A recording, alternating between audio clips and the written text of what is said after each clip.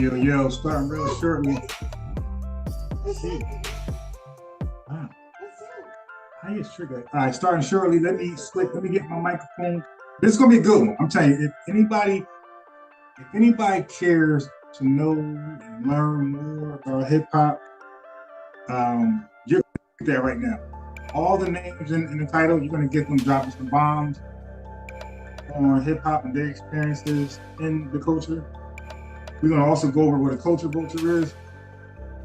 Is there a such thing? Okay. I would like people to join this one, to be honest, because I haven't got a consistent definition or even a sensible definition of what culture vulture is. And I would love for somebody to try to explain what culture vulture is, because every time somebody did it, they end up contradicting themselves on what it's supposed to mean. So I would like to just get one sensible definition of what a culture vulture is, if you're interested in it. We got a lot of stuff I want to talk about. Hey, yo, right now, while y'all waiting, I want y'all to do me a favor. I'm going to talk about this, but y'all ain't going to know about it. And I know people going to play it. Go on YouTube or IG real quick. These are not too long videos. Go and type in DJ Envy Daughters. All right, this is some controversial, no Diddy type stuff. This is just bad. I mean, it wasn't a good look for him at all. And it's even worse with this no Diddy stuff. This is a tragedy. It's like he's preparing his daughters for a Diddy type experience. It's really like cringy. So check out DJ Envy Daughters real quick while we're waiting. I'm gonna go over YSL break YSL. Hey, stop it. YSL big deal just briefly. And we're gonna talk about the broken judicial system, state by state, all the states period. The DAs, like, it's a broken system because the DAs just want to win. Like, they don't want justice. They don't want to lock up the right person necessarily. Like, there's no incentive to just get justice. They want to just win. Right? When that's the focus, you're gonna have a lot of innocent people in prison for taking plea deals. We're gonna go for a little dirt at some point. Okay, so I went back to write my topics down. I used to do this before, and when I was watching the lead attorney, so he has a class to people how to. I've been taking the class, but I should.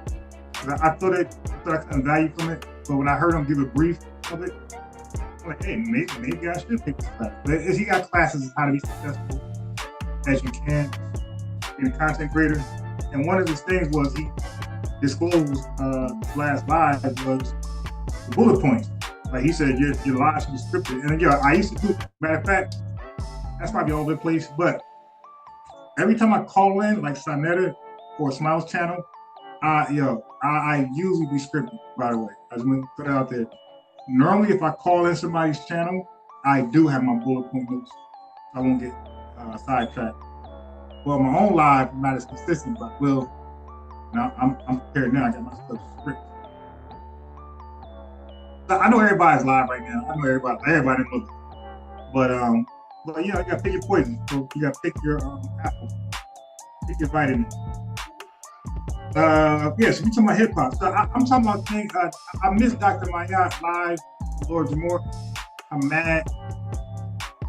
Actually, I wouldn't even subscribe. Like, well, I'm probably subscribed to the other channel. I missed that one. I would love to see that. But real quick.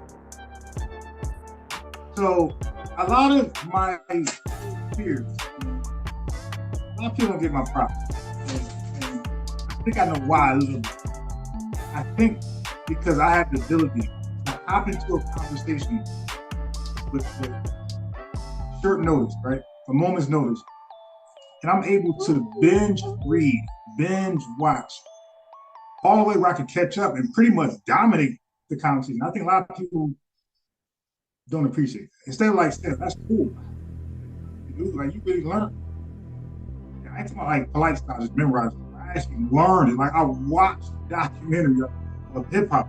I watched Crazy Legs. I watched these different people. I watched Crazy Legs interview on I watched Crazy Legs and Charlie Chase interview on another political channel. So I'm watching I'm watching everything. I'm clipping. So I'm not like, you see, these are my own clips.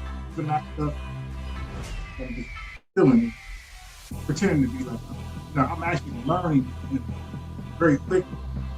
It started with the dang dash thing, but real simple.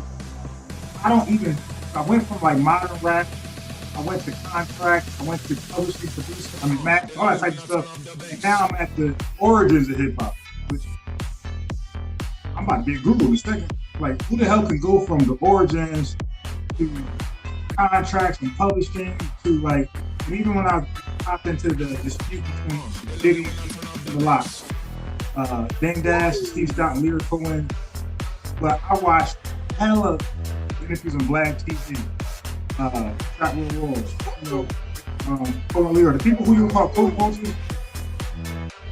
I don't think they are. I might not like them, but I can't say they're coachable. And I'll tell you what, sure. But let me get the food ready. So I got some music in the background. Hopefully I can keep y'all.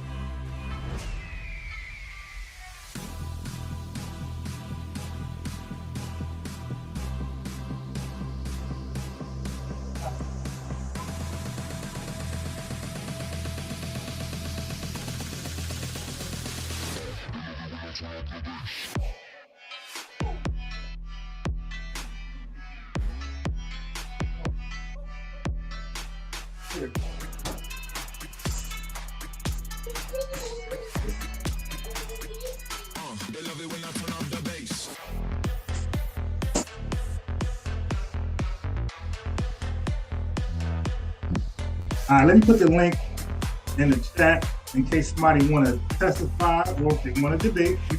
Either one. Y'all know who I am. Man, you know my slogan. Anybody can get started. However you want it. Now, I know the audio's bad. I'm going to switch to my iPad in a second. Audio. I know. Man. You ate that fast? Yeah, you about to go to bed early. Oh yeah, I gotta add this. Yeah.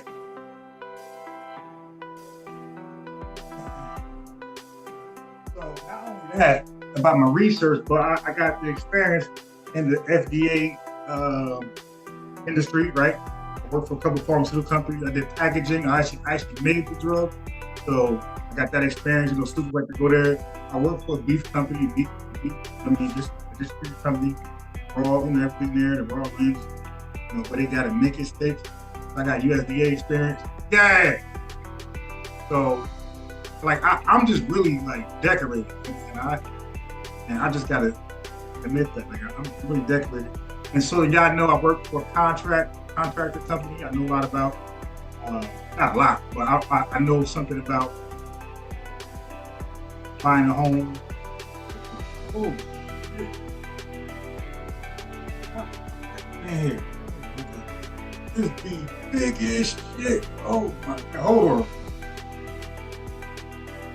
My God, yo. Oh, I hear me screaming on me. God damn, that shit big.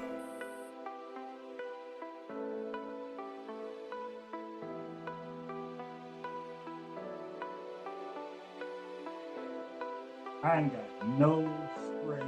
This like a big ass box. Oh,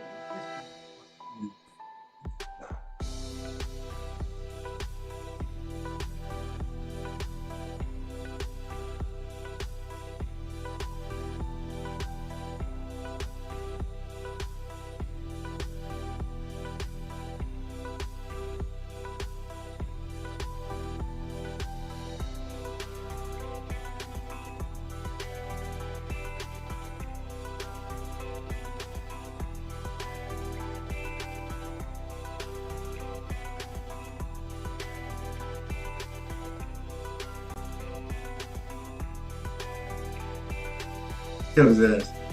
Also contracting loan, I mean, government loans, that type of shit.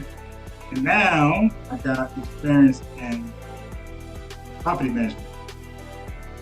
I know a lot about public housing. I got like hands-on experience with public housing, how you get it, how you qualify, how you terminate it. Yeah, who's in there? Race-based, gender-based. Oh yeah, got it armed the wrong person. All right. So, no more cookies. So, Lord Jamar is on a hot seat for saying something very controversial that about Eminem, the rapper. Okay, you about to really go to bed early.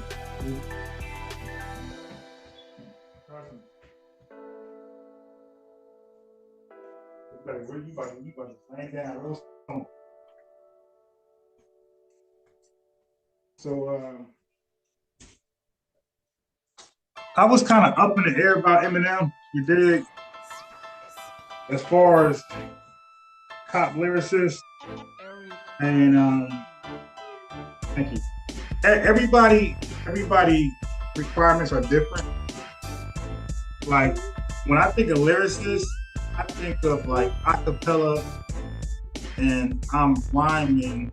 The rhyming is dope, and where I'm going with the message, the correction, and is dope when it ends the message. Okay? It could be positive, negative, it could be hypothetical, it could be low. It can be animated, doesn't matter, cartoonish, doesn't matter. As long as it's dope, like it makes sense. If you're rhyming like Mace, Cameron, where you're just rhyming and doesn't really go anywhere, I don't give you much credit. And that's what Lord Jamar says about Eminem. He doesn't think Eminem he think he got Dr. Seuss back. They just rhyme. Cat in the hat, back, way back, Jack. What you know about pay safe, act safe, Jack? I don't play that. We go way back. You know, way back when I had the braids back. You see what I'm saying? Why you even say that? I don't play that. Homie don't play that. You know, the Wayans brothers. I don't care. I'm just playing, brother. Why you naming brother? You snitching? No, I'm not. I'm glitching like a robot, like a computer. You see what I'm saying? Like that. That they think Eminem. Well, Eminem's good to that. Let me play.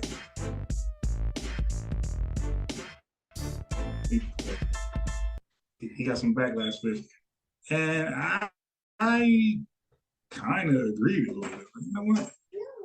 I do sound like Eminem. Oh, I was trying to find one more video. I think. Okay, hold on. Before I do that, let me look. Matter of fact, I'm gonna play it.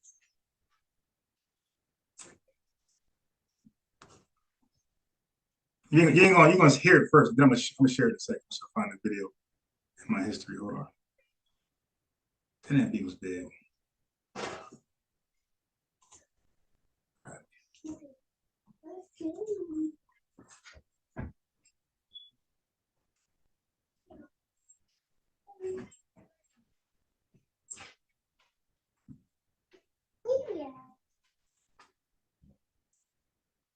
Give me a second. You know how this go. Got it.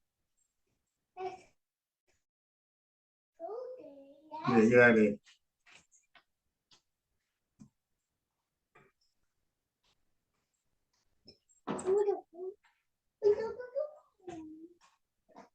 Woman C will always be successful in biting, man. So I keep. I got it. Why do you want somebody screaming at you? Can he put words together?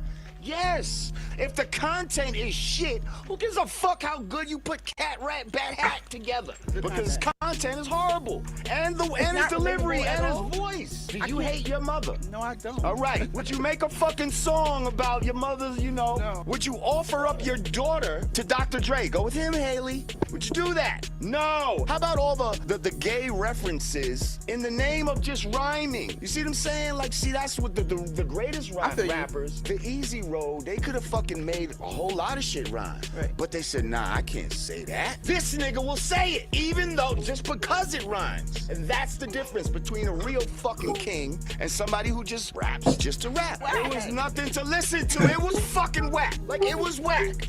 It wasn't shit. Nobody was playing this at parties. I didn't have to worry about it. Why do you want somebody screaming at you? Can he put words together?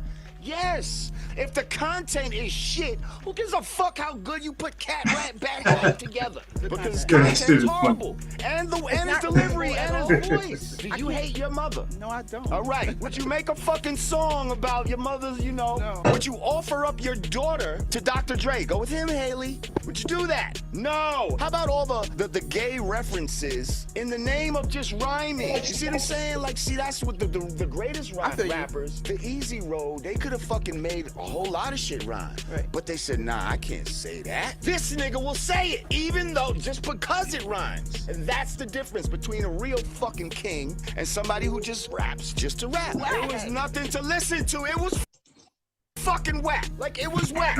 It wasn't shit. Nobody was. So I will say this: if you want to know what's certified, right? If you forget about awards and Grammys and album sales and all that goofy shit. If you want to know if your music is validated, I will just say this: go to a majority, preferably a majority Black city, town, whatever, and spend about an hour there driving, mainly driving, and keep your radio off, keep your windows low, and just listen to what the cars are playing in that city, that state. Okay. Like I said, an hour, because you want to like really know if this song is just that person playing it only or multiple people playing this song. Then you'll know it's something like the hood messes with they. I don't think Eminem's bad as well. He's making it, but I do agree with some of the things he's saying. But I don't think Eminem always do that, but he does. But I will say this though: Eminem, or in the hood, Eminem's like Renegade, of course, and Hi, My Name Is, shit like that. There's a couple songs that he got. Please don't go on. I think that was clever. Like my favorite song in probably Lose Yourself. It did. And probably for the same reasons that James Winston said when he was interviewed after his big win against the Ravens. So, but that was like my favorite Eminem song, Lose Yourself. I like the message, the content behind it. That's why I thought he's been a little extra. But for the most part, you are not going to hear Eminem. Like he said, in the hood parties, like majority Black. You're not going to hear. And it's not because he's white either. I'm sure Paul Wall was in every goddamn club where he lives at, Florida, Georgia, wherever. I'm sure he was everywhere, up and down. So it ain't because of that. And I remember, I forgot what group it was. I didn't want to say it. I don't want to mess up. But yeah, so it ain't that. Because they will rock with you when they think you're rocking with the Anyway. So how y'all feel about that? All right, let me get rid of that. Oh, I wanted to do this. This is important. All right, so real quick, what I did was I kept seeing like shorts on like Scott Storch, right? Of him like producing beats, whatever. And then like my journalistic instincts, which is like, I wonder how he got started. Like that just was in me. I just want to know how he got started. So I clicked on YouTube, put Scott Storch in there. I want to hear his story. And then somebody had his story up there. But somebody was speaking about it. The next video below that, it was Scott Storch explaining his own story, his rise, fall, and his bounce back, which which made me think I like, was it Big Sean's sound, bounce back, what that song? That was my song right there. So like lose yourself, bounce back. I love like redemption songs. Yes, that's emoji poop. So yeah, that's emoji poop.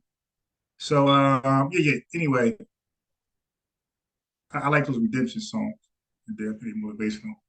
And I also like winning songs, like like when 50 Cent did, I did the hook was, I get money, money I got, let's get it. Like, or Troy Ave, it's all about the money. Yeah, that's a poo poo.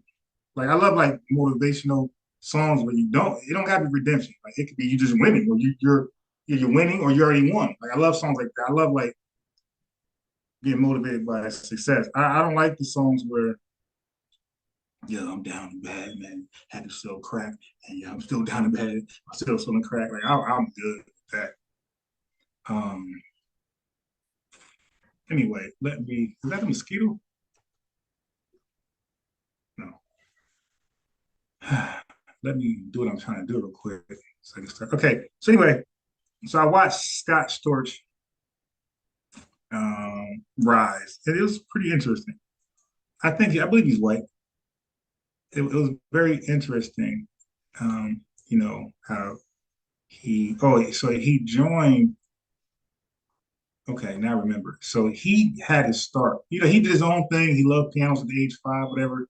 Then he got addicted to it. He became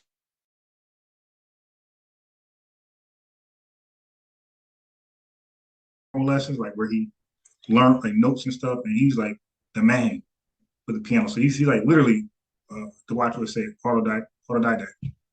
He's an autodidact. So definitely, and a lot of his music, you got that damn piano right there, organ assumption. It'd be him playing it.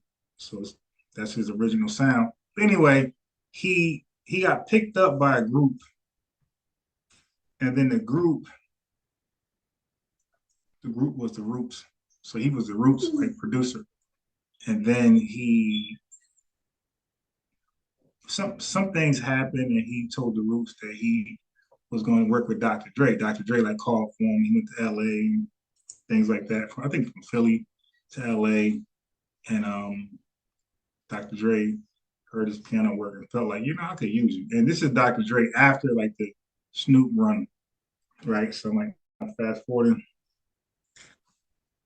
Matter of fact, he you remember that root song with he's working with Jill Scott in her beginning stages. So there was a so he had the Roots, he had a certain beat for Jill Scott. And it turned out the Roots wanted that beat. So he said, all right. So he didn't want to take it from Jill Scott because that people get emotional. So he said, they being that feeling. So he said, you know what, all right, I give you the beat. That's his group. Like I got to give you solid. But I want her to sing your hook. But they was like, no. They wanted Erica Badu. So I believe that song, she'd be like, no, I don't know, don't let me make a mistake. But if y'all know it's a song with Erica Badu, and the song is like, the hook is like crazy. I don't even think Jill Scott could have, like, they were right picking Erica Badu. Like, that's her shit. I'm sure it's Jill Scott stuff too, but Erica Badu did different. She different. So he ended up saying, you know what, look, he felt like I'm more than just this. So he said, listen, I'm about to go do my own thing. So long story short, some things happened. Dr. Dre called for him. He go out there to Cali. He played piano that day. Like, yeah, okay, I might need you for my album. You know what I mean? So long story short, he is the one. And you know, we look at Dr. Dre as the producer of the beats, but like, yo, there be more to there be more to the stories. Cause we'll say that be crazy, Dr. Dre the GOAT, and turn out it'd be Scott Storch beat. So he's the one that did the Still Dre beat with the beep beep. I'm gonna play it. Play that little snippet and get flagged. I'm gonna try to find like a bullshit account that got it. Um, okay, hold on a second. But anyway, so working with Dre, a lot of Dre stuff. So he said a lot of projects that people give to Dre, and Dr. Dre be like, nah, I'm good. I'll pass on it. He said he would take it just to eat. And he said Dr. Dre passed on a lot of stuff. He'll take it. He said he like doing like 20, about like 20 songs somebody like in a week or some crazy shit, crazy ass number, maybe a day, or some crazy shit, maybe a week. But like 50 to 80 grand, 50 to 80 grand to each one of those songs. So if he's doing 20 in a week, 50, I mean, that's 20 times like 60, 80 grand. That's just what he getting for the week. So he ended up being rich, of course. He told Dr. Dre, I'm out of here. Like I want to do my own thing. I want to work by myself and get my own artists. So he left that, went to Florida. And as a result, he is responsible for some of 50 Cent biggest hits. You know that song Candy Shot? That's piano. That was and matter of fact, yes, yes. Matter of fact, um I think Still Dre might be my favorite Dr. Dre song ever. I mean, that might be my favorite song over anything he ever touched. Like that beat, it just does something different to me. So it ain't even Dr. Dre beats. It's Scott Storch. But anyway, anything his song, that was my favorite song coming from him. It was that Still Dre. And I found that Scott Storch did the beat, what even Dr. Dre is amazing. But he did Candy Shop. He first like that song to Fat Joe. Fat Joe passed on it. He was like, "You sure? My client want that beat." Nah, go ahead. So I seen a short where Fat Joe spoke on it. I might play it a little later. And then he did another song, 50 Cent, that was a hit. Forgot, but he did a lot of hits for he did a lot of hits for Fat Joe. You know what I mean? So the dude's like the other guys call him hit maker. He might have took that name too prematurely. I think this guy should be called the Hitmaker. They did like because him we do albums like that, like Metro Boomin and Future. He just because he said albums, you know, they get word out. Like some hits in the album, maybe some bullshit songs. He said he really don't want to do the bullshit beats. Because who gonna do an album, 12 songs, and pay top dollar for each song? They don't. That's why you don't really get good albums like that. Unless you get lucky and catch a producer on the way up, like I'm about to explain. So anyway, Scott Storch, he said white girl got him on that. And he lost it all. And as a result, he burned out of bridges and him and Dr. Dre beef. He probably borrowed money from them, never paid him, you know, that type of shit, crackhead shit. So he was out the game for like 10 years. That's probably why, if you think about it, he was blazing in the early 2000s, and then you didn't hear from him ever again. Your other producer made a name for himself. That's crazy. This dude was cracked out. So he finally gave it a shot to clean himself up. And then he says some other guy, like, still believed in him, like, yo, man, let me help you get back on your feet. Let's make some beats for some artists. So he said, this is all freestyle. So he said, you know what? He said, yo, send his beat to Jay-Z or call Jay-Z. He was like, yo, relax, don't be breaks. Like, we ain't gonna go to any established artist, you know, thirst trap and shit, because one, they know you're starving, so they're gonna want a heavy discount on a hot beat from you. So he said, let's work with these up and coming artists. And those up and coming artists, one of them was I think NBA YoungBoy or something like that. But it was like up and coming artists that's like the best in the game now as far as the youth believe. So he made hella beats for them. They got hits, and he became, you know, people want to know who made that song. Scott Storch. His name blew back up, and yesterday's price is not today's price, and This is a great story. So again, that's a redemption story. I love that because he could have just rock bottom, crack head out, and but he, nah, you know what I mean. I owe myself, my family more than this. He bounced back, like Tigger said, and got his reputation back. So anyway, let me. So I thought that was very, very, very cool story. And like I said, every story ain't got to be a redemption story for me to love it. It could just be a great story. Like Diddy's story was great. It wasn't no redemption story. Um, Leroy Cohen's story was redemption, just great. And DJ Vlad's story wasn't like redemption, just a good story. Just like people just working hard. All right, in order to make a name for himself, to be successful in the industry. All right, so I just want to fix my thumbnail. I just did it. All right, so now I can get to. Hey, stop it! Stop! Don't do that. Okay. All right, so hold on 1 second. All right, got it. I got the thumbnail right. Cool.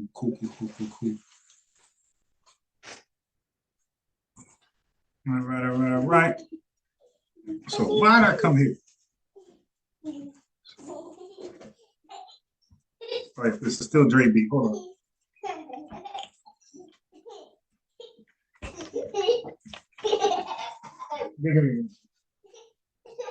Go sit down. All right.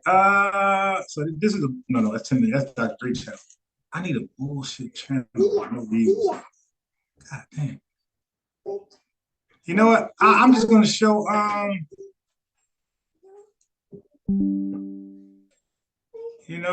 I'm gonna show Scott Storrs. Sure. There we go.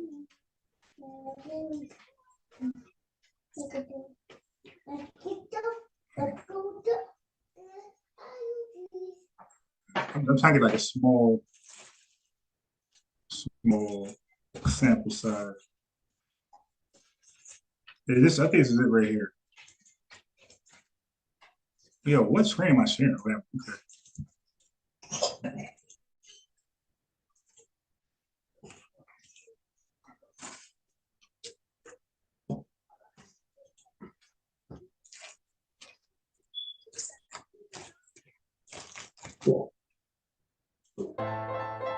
That song, my favorite type of song ever. If you ain't up on things, Yes, way. That's a decent song.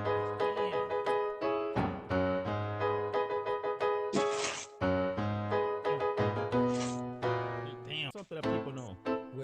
That's Exhibit. I know this was hard, but the piano and all of them. That song was hard. Oh damn. Yeah, no. Little Beyonce. But Beyonce. Yeah, if y'all don't know, it's one of my favorite Beyonce songs ever. I put this instrumental kind of like lecture. I love the song so much. If I got a favorite lecture, like a Malcolm X, Ballad Bud, this goes behind that lecture. This song right here. I got some Keisha Cole songs too, with some Usher songs playing hard instrumentals.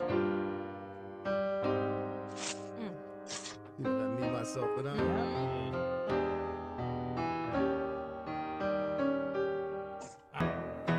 Uh-oh. Yeah. Let's go. The piano. Huh? Look at this. Go. Lay low. That was hard. This soda right here. Say no.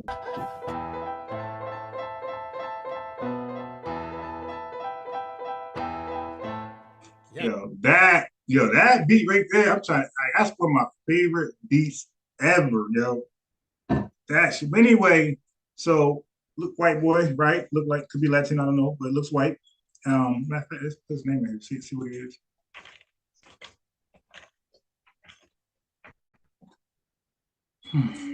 Okay, born American. Yeah, so it looks like he's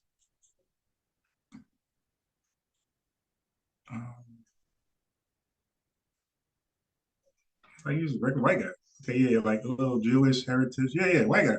So, but is he hip hop? Of course he is. So that's what I'm trying to say. Like, what when people say culture vulture, define that, and then while you're trying to make up a definition for that, define hip hop. Like they like no, define who is hip hop. Like how can a person? What does a person need to do to become hip hop? How old can you be hip hop coming in the game at 20 years old? Is there a cap off age required age limitation? Is there you too young? Like so, how does somebody become of the culture of hip hop? Okay, so we got to establish that. We got to establish what a culture vulture is. Okay, so now we're moving forward. So, all right. So I played it. Watch it, man. He did. So he did. Put your lighters up. Get the fuck out of here. From my view, or something. I just saw a video of him saying the Earth is flat. The Earth bust. No, he said Earth is flat. He said it too. Oh, I was supposed to look. Yeah. So now look, if y'all free, it's the weekend. Y'all got excuses during the week, but if y'all free, here's the link. Because this is something I don't want to be dolo chopping up hip hop. Like y'all all hip hop fans, I would guess.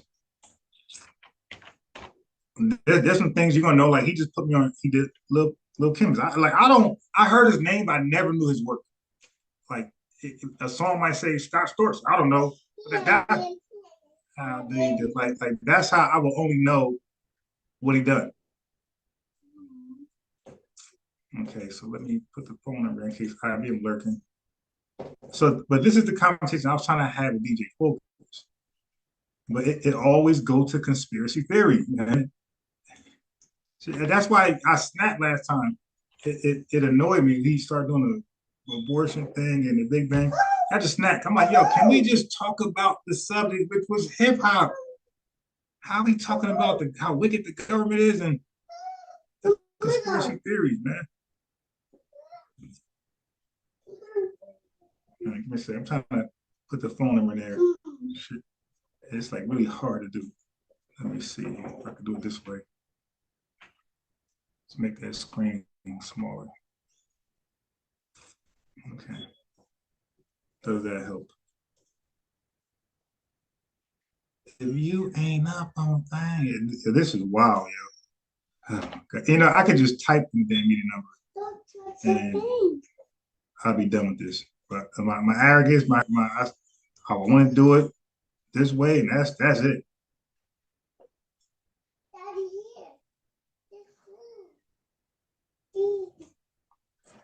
Yeah, give me. That's garbage. That's garbage. Okay, so yeah. So that's the phone number. That is the meeting number. It cannot be this fucking hard. It's weird. Somebody give me this desktop for free. I'll take it.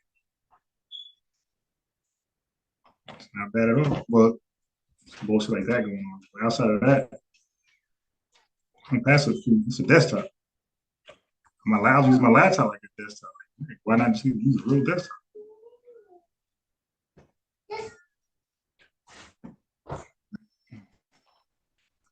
That's the phone number, and that is the meeting number. For those who want to join a discussion of hip hop, because like I said, I'm somebody when you get out of it. I'm somebody when I get involved in something, I don't like to be mediocre. Because you know why? I'm probably gonna have more questions. And I'm not waiting on you to you're right. Okay, hey, the watcher, you just reminded me, yo. You just reminded me that he was dating Little Kim. You just reminded me. Yes, got that part. Thank you. Remember. I mean, but think about it. I've watched so much stuff today and during the course of the week. I'm trying to binge watch, trying to crank this history of hip hop. So I forgot about that. Yeah, he was dating Little Kim. So maybe she put him on. I don't know. Allegedly. But it's not a good look that he fell off from drugs and he was dating you. Okay, yeah, we'll take that later, not right now. Because all you do is get dirty, dirty again. I don't know how a shirt got like that's crazy. All right.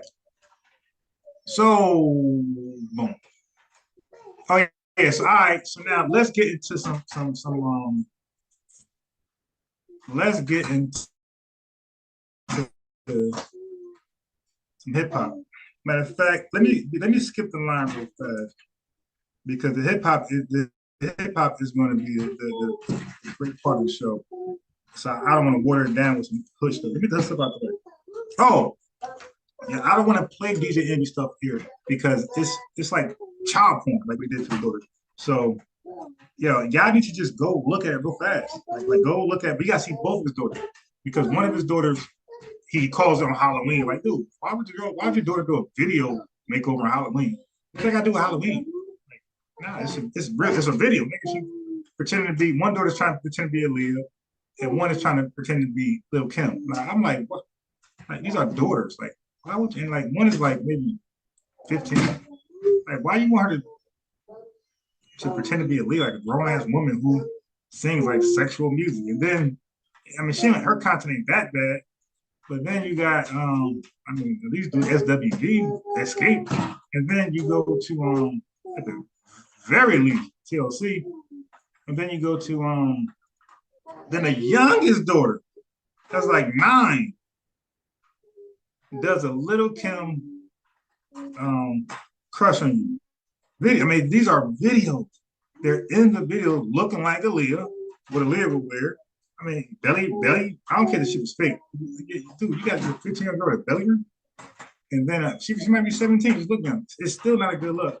But you got your 9-year-old. And a lot of her age. She got the 9-year-old teeth. The big gaps all there. The teeth ain't grow back yet. So, but she's worse. She's Little Kim crushing. Got the whole outfit. The whole outfit.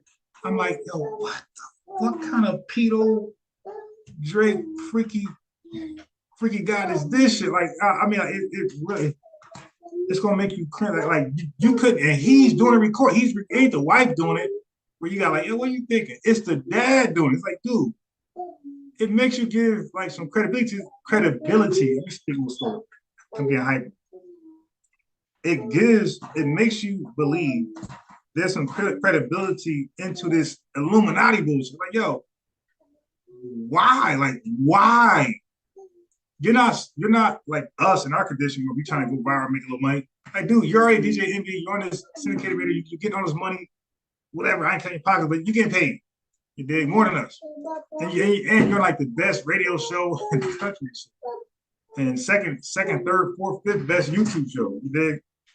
That deals with hip hop in the country. Hip hop is the biggest music, genre. So, nigga, I mean, but like, so why would you do it? And that's the thing about successful entertainers. Like, why are they starving for their kids? Like, Will Smith, this kid. Like, why do you starve to get your kid into entertainment? Like, just get the little motherfucker. Like, dude, you rich. Just pay your kids education. Make that shit easy for them. Whether it be a doctor, surgeon, everybody can be BBL. Sir, you do BBL. Everybody can fix it. You do that. You did liposuction or be a lawyer. You got these fucking rapper criminals. You know what I mean? And you got more rappers. You want these lawyers, like, like there's so much stuff you can like do for your kids where you was a minstrel show. That's what entertainment is. You got to take that sacrifice and be the blackface. But now you're able to get your respect back to your kids, your wife. They can have respectable careers and long lasting. And you know what I mean? Why everybody got to be entertainers? Like, yo, listen, y'all know that there are doctors and surgeons and dentists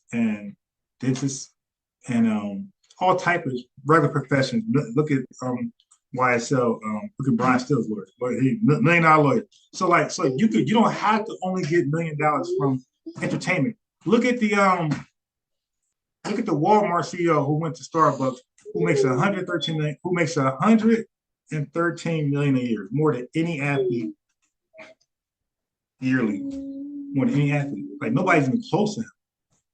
Like, you need. What's the dude named Green from the Rockets contract plus who's another? Wemby. He's John Morant. Like, you got combined like niggas NBA salaries to equal his shit. 113 a year. But we all focus on NBA, where only like about 100 of us can actually make it. 300 probably, 300, 400 to actually make it. Like, stop. Like, your chances are so slim. But to be a lawyer, there's a gazillion lawyers, a gazillion dentists, there's a gazillion this, gazillion that, gazillion CEOs. Like that's wild. All right, so yes. All right, yeah, you about to go to bed. All right. You're trying to talk over me. All right, so yeah, so now let's get to the YSL thing. No, so DJ Envy first. All right, so his daughters, that's wild. I ain't playing that. It was disgusting. It was disgusting. I'm telling you. Take my word on that one. That shit was disgusting. Straight child porn. And I'm saying, yo, those 69, he was buying yachts and shit. Yo, those 69 guys, they definitely watching those videos. They got that shit recorded in case in case he try to take that shit down. Nah, they got that shit screen recorded, man. 69 guys, you got your daughter. All right. So all right. So now YSL, like I said, the DEAs in this country system is broken mainly because the DEAs, like, they're not trying to get justice for the guilty person, or the person who's not guilty. They're just trying to win. So it's like, yo, I'm gonna win by any means, and my ways of winning, like my strategy of winning, is probably gonna get this guy who's really not involved in crime to that degree. But for me to get a guilty plea, I gotta make it pretend like he is. So instead of like his involvement probably only 3 years, but because I gotta go this far to get a guilty plea, I gotta pay him as Jim Jones. So he gonna get 40 years for something he's supposed to do. I mean, it's just wow how the system is. Like, and like if you watch 40, first 48 detectives, they be clapping and shit.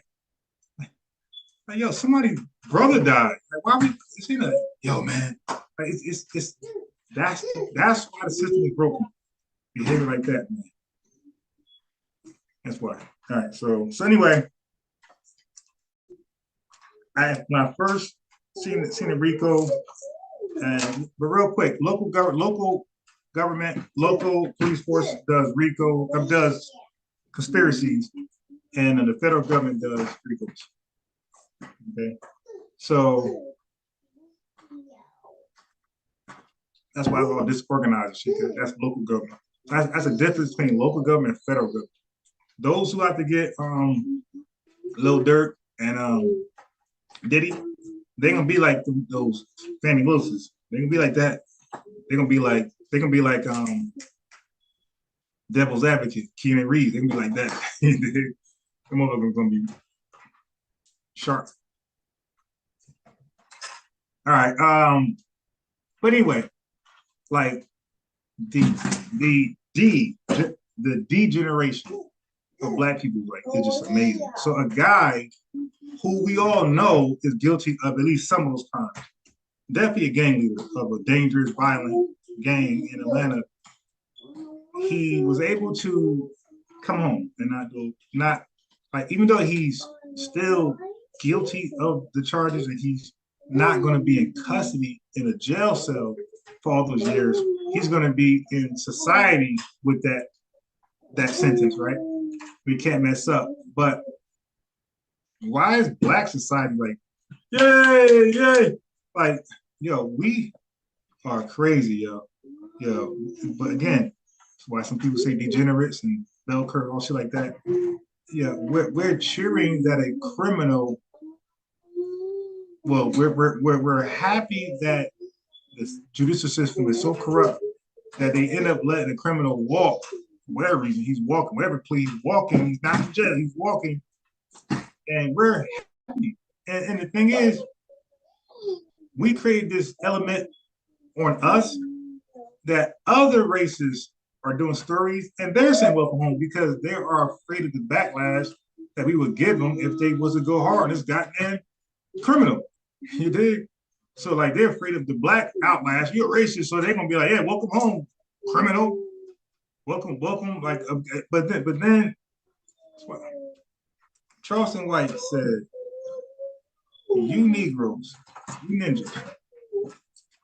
He said, "You ninjas are upset at police officers with immunity to kill black people, but you have no problem when Negroes have immunity to kill black people." Right? I mean, it's just the wildest reality ever. So anyway, so you ain't gonna see no free thug shit with me at all. Free thug, like, man, I'm not happy. Like I'm happy that he got a fair trial, fair as it went. It was getting corrupt, but I'm happy that it ended. Like, for me, I don't have a bias. It's like, look, I think you're guilty. I think she did 40 years, but I understand I was following the trial to a degree, so I understand the circumstances. I'm not mad at the outcome. It's like, yo, you're gonna go free for real. So let's give you something. You dig? And I'm okay with that. Even though I wish he was doing 40 years, but they botched it. Lil Durk, more degenerates. They get rich. YSL, Young Thug, Lil Durk, they get rich. They have the life. You know, what happened to, yo, I had to sell dope. Yo, I had to do this. It's either, you know what I mean? It's either, you know, sell drugs or be entertainer. And then when they become, the only way out the hood is to sell drugs, be entertainer. So you're out the hood, but you're not out the hood. It's like, so you lied. You lied and said you're trying to get out the hood, and the only way to do it is to sell drugs or entertainer. Well, you were a successful entertainer, and you're out the hood, but you came back to the hood. So now, what's your reason now? So that's why some people say degenerates. All right. So Unc and Joanna did a show on Community of Skeptics, and yesterday they dealt with some tennis stuff, and they touched on scientific racism, which I know a little bit about. So I just want to say scientific racism is like the one drop rule, or black people are like just stupid, like for no reason. They just stupid. White people are just smart. Like that's scientific racism. Like just for no reason, like no conditions cause it. You're just inherently stupid. You dig? Just because you're black, just because you're dark and darker, just because you're darker than us, you're just stupid. So that's scientific racism. So you would think that, you know, the Jewish community, they got a never again slogan because of what happened to them, right? And they happen to them in different places, different countries, the same thing, the same stereotypes. People want to hurt them. So like they have a never again approach on life. So they won't let you call anything that's somewhat anti-Semitic. They will charge you and you ain't even being anti-Semitic. They like, we don't care, it's close enough. So with ours, scientific racism kept us on the plantation, right? It was a justification. We're slow, we're stupid, not humans. So don't let us go. We're like not much far from a beast, right? So that's education, that's under scientific racism. And then you have misinformation, right? And that's what kept us segregated. So because scientific racism led to misinformation largely among whites. So they had no problem justifying segregation. Then you had no information. That's what we were left. And it created a race of illiteracy. So we should be, the bottom line is that we should be anti-illiteracy, anti-misinformation, no information, and scientific racism. But we promote scientific racism for pseudo reasons. Why was that? Never heard of it. All right. So what is this? Oh, that's my music. Let me put it over here. Wait, should I play in the background? Let me see how this goes. I might play it in the background. Let's see. Turn it down a little bit and play it in the background. Let's see if this is dope.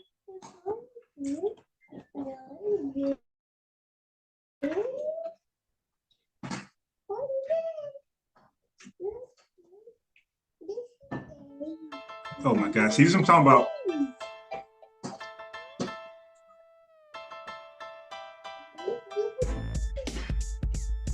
to make sure this wasn't no Dr. Dre shit. Go. No, let's go. All right, I do like that. No, you hold it. All right. Okay. So now, the white people try to make us the first pseudos, basically, when it was misinformation, giving us misinformation and scientific racism and no information. They were trying to make us the first pseudos. That's why I'm so against pseudoisms and like false information, because like, dude, they were trying to make us the mascot for misinformation, scientific racism, and illiteracy, and you voluntarily pick it up for like religious cult reasons. Okay, now let's go into hip hop. All right. So anyway, so white producers ended up making a lane for themselves in hip hop. They became, they ain't good at rapping, dancing, do other shit. So they said, you know what? Let's be producers, make beats, let's be great. And like, if you look at producers, you'll see a lot of them are white, and they're real good at it. So they created a lane for themselves in hip hop. All right. Now, breakdancing. Is that part of hip hop? Answer is yes. Created hip hop. No, I'm sorry. Who created breakdancing? That's where people are split. Okay. So Tariq Nasheed, let me see if I can get his. Let me see if I can pull up Tariq Nasheed misinformation.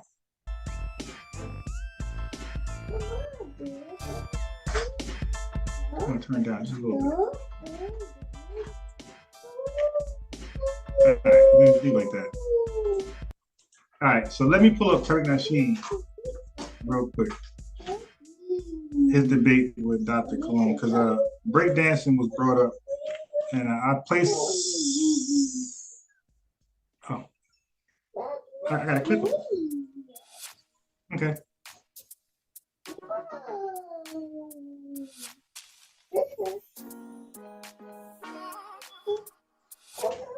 This one?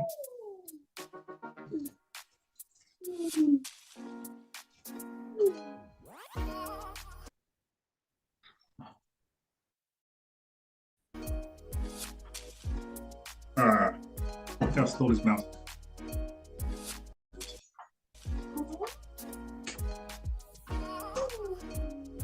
At all. Rock dance and the Latin breakdown. No, ain't no Latin breakdown and the rock dance. So crack rock dance, because you gotta be smoking crack rock to believe that y'all influenced us with some damn rock dance. Give me a break, all right? It's the crack rock dance. What instruments so anyway, do you hear in the breaks? Dr. Derek Cologne was arguing that breakdancing, okay, if you're saying blacks created, and I'm saying Latinos created, then one of us gotta show how dancing in black culture or dancing in Latino culture evolved to breakdancing. Breakdancing is kind of noble. Like one of our cultures had to be doing something close to it, and closer, which led to this. So Dr. Olin said, hey man, we had Latin rock. Latin rock is close to, that's where breakdancing came from. So Tariq Nasheed, he said, let's see. So he said you must have spoken crack rock if that's true. So he's saying Latin rock wasn't, he's saying breakdancing didn't evolve from Latin rock. We'll see. But I want to play the video where Tariq did this. He's playing it. You hear foundational Black American drums. You hear percussions. That's what you hear in the breaks, and you hear funk. You hear funk being hit on the one. That's what you hear. The foundation was from 75, and it's top rock, it's footwork, it's freezes. That's and top rock and top rock dances, we've been doing that since the 1890s. That's the chart. There we go. So he did say, so Tariq Nasheed said we've been doing top rock since the 1890s. Right? The top foundation. rock and top rock dances, we've been doing that since the 1890s. That's the Charleston. Okay, so it's he not tried the to say it same was thing. the Charleston or the Lindy Hop, right? So we got it. We got the comparisons. Tariq Nasheed said breakdancing comes from the 1890s black culture, from the Lindy Hop, the Charleston Lindy Hop. Dr. Collins said, nah, breakdancing evolved from Latin rock. But you know what's funny? I didn't know Latin rock was really Latin rock. Like, niggas doing rock and roll in Spanish. That shit was crazy. Like, you know, I'm shocked that y'all went that. That shit was crazy. Yeah, if y'all got a Latin rock and roll track, let me know. Type it in that comment section. That's what rock. That shit was so ass. So we got the Lindy Hop and we got Latin rock. All right. So Lindy Hop, we got Latin rock. So let's look at the Lindy Hop one more time. We already did this. This way. Here we go.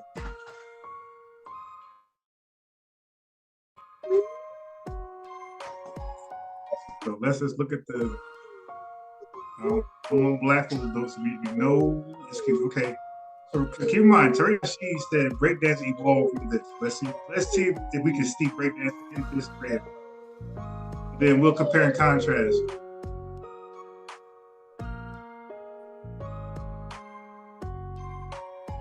Load up.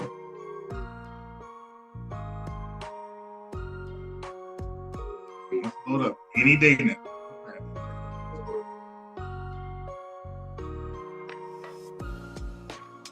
This is the Charleston Lindy Hop.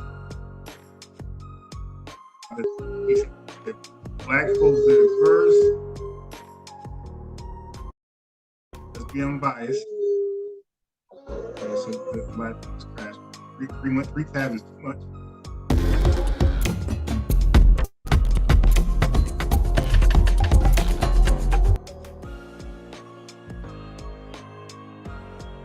Progressive Commercial Insurance offers affordable small business protection. You can receive discounts on commercial auto insurance for Charleston is frequently thought of as the grandfather of Lindy Hop. It's a dance that you can do solo and partnered, and as is the case with six count, it's much easier to do this dance partnered if you already have it in your body. So do these look like some break dancing? Okay. Hold on. Let's play some more.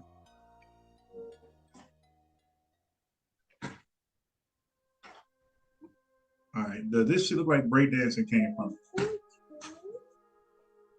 Dance. Here you can see a Gullah Geechee of language, custom, culture, cuisine, and dance. Here you can see a Gullah Geechee boy doing early Charleston in front of the Jenkins That looks like breakdancing. Like, let's be honest. Remember, he said it evolved from this band, which has a crazy interesting history in and of itself, which we won't go into. To further connect the origin of Charleston to Africa, according to jazz dance, Charleston proved similar to a dance called the King Sailor in Trinidad, and Nabolo dance of the Igbo tribe in West Africa. And at this point, I just want to take a moment to say I'm so sorry for my pronunciation of everything. Now, of course, if you watch early footage, Charleston is most strongly associated with white flappers. Because, I mean, of course it was. Anyhow, back to the grandfather of Lindy Hop. You can really see the link between Lindy Hop and Charleston in the 1929 clip After Sieben. After Seven? I'm not sure. Anyhow, the third couple, Shorty Stump and Liza Underdunk, just kidding, their real names are Shorty George Snowden and Maddie Purnell, are doing this thing called the breakaway, which is the link between front to front Charleston and the swing out we know. It says break, so breakdancing looks nothing like breakdancing.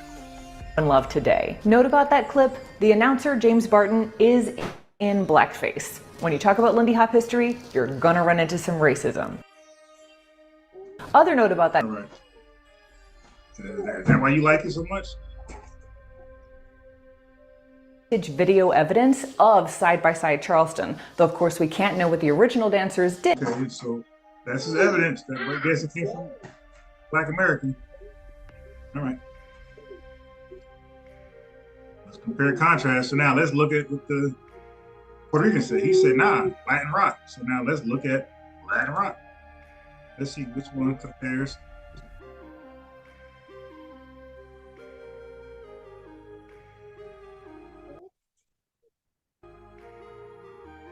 Here we are. So we see Lindy Hop. Now let's see. Okay.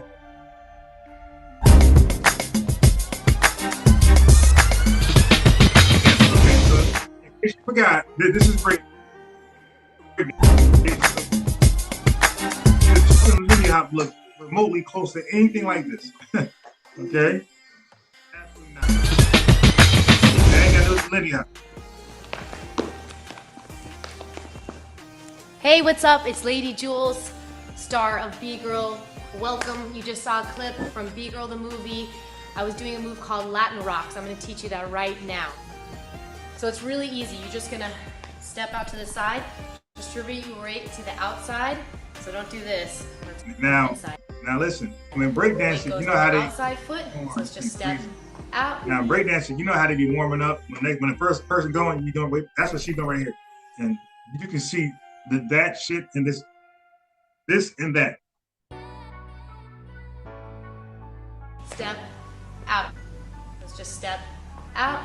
Step. Let's get to it. Kick. It's called Latin rock, so you gotta add the hip, right? Touch out, hip, touch out. Now with the arms. All right. So far, which one looks more like breakdancing?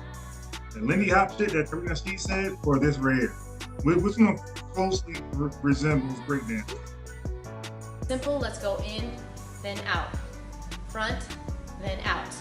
So when you kick out front, arm out.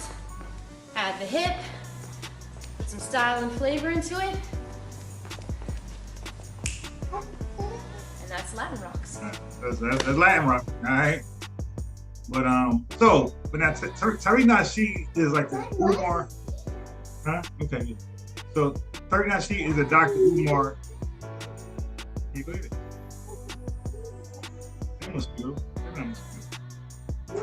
So Tariq Nasheed, he is the Dr. Umar of hip hop, like of debating hip hop, because he's the only person that said that crazy shit. He said the breakdancing comes from the Lindy Hop, Charleston Lindy Hop. Nobody else says that. Like nobody, even people that argue breakdancing comes from black folks, nobody used that as their reference. All right. So let's get to one more time. Let's get to one more time what Lord Jamar said. I keep saying Jamar. Lord Jamar said about breakdancing.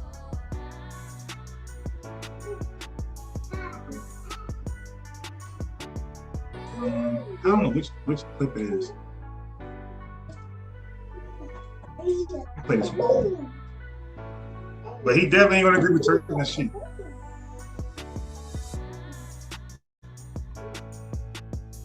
So they want a bigger picture show. These people mad hot.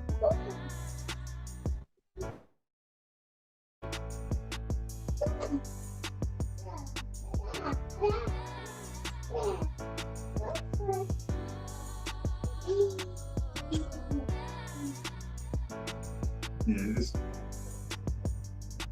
Do you consider breaking part of hip hop?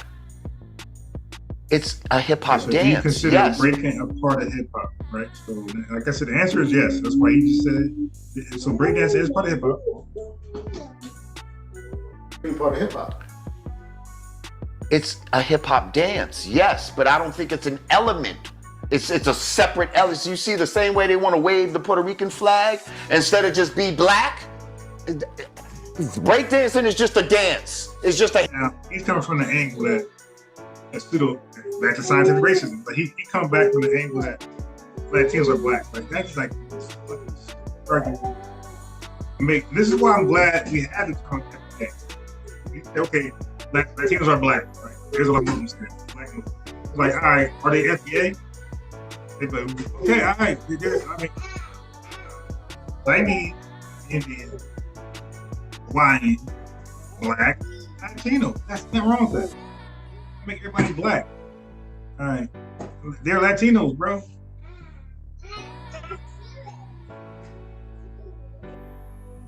Form of hip hop dance. Stop singling it out.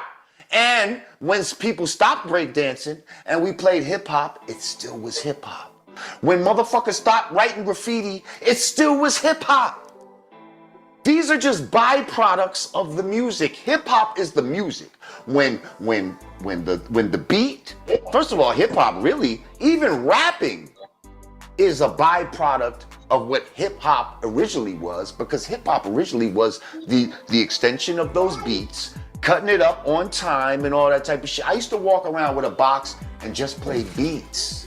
I didn't need fucking rappers over. Do you consider okay? So that's him explaining.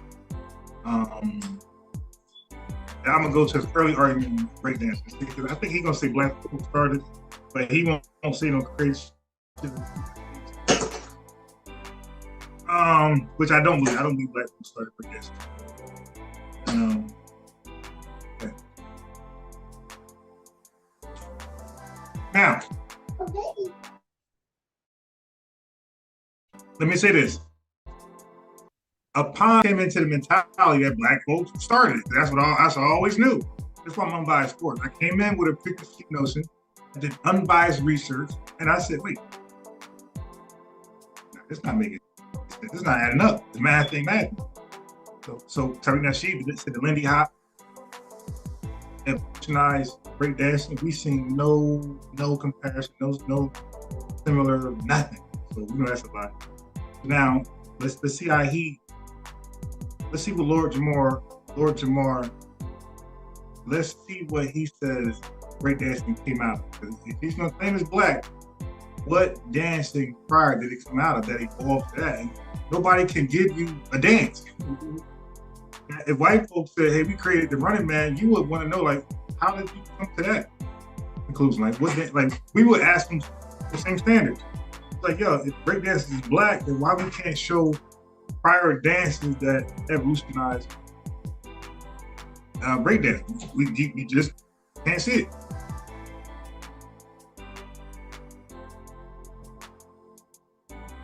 Breakdancing been fucking faded out. I don't even know why they attach themselves to breakdancing, and I'll tell you why. To try to include the Puerto Rican. That's good. That's good. I mean, it ain't great. Microphone can be better. Ricans. Black people make dances every other fuck. I'll tell you why. To try to. Now listen to me.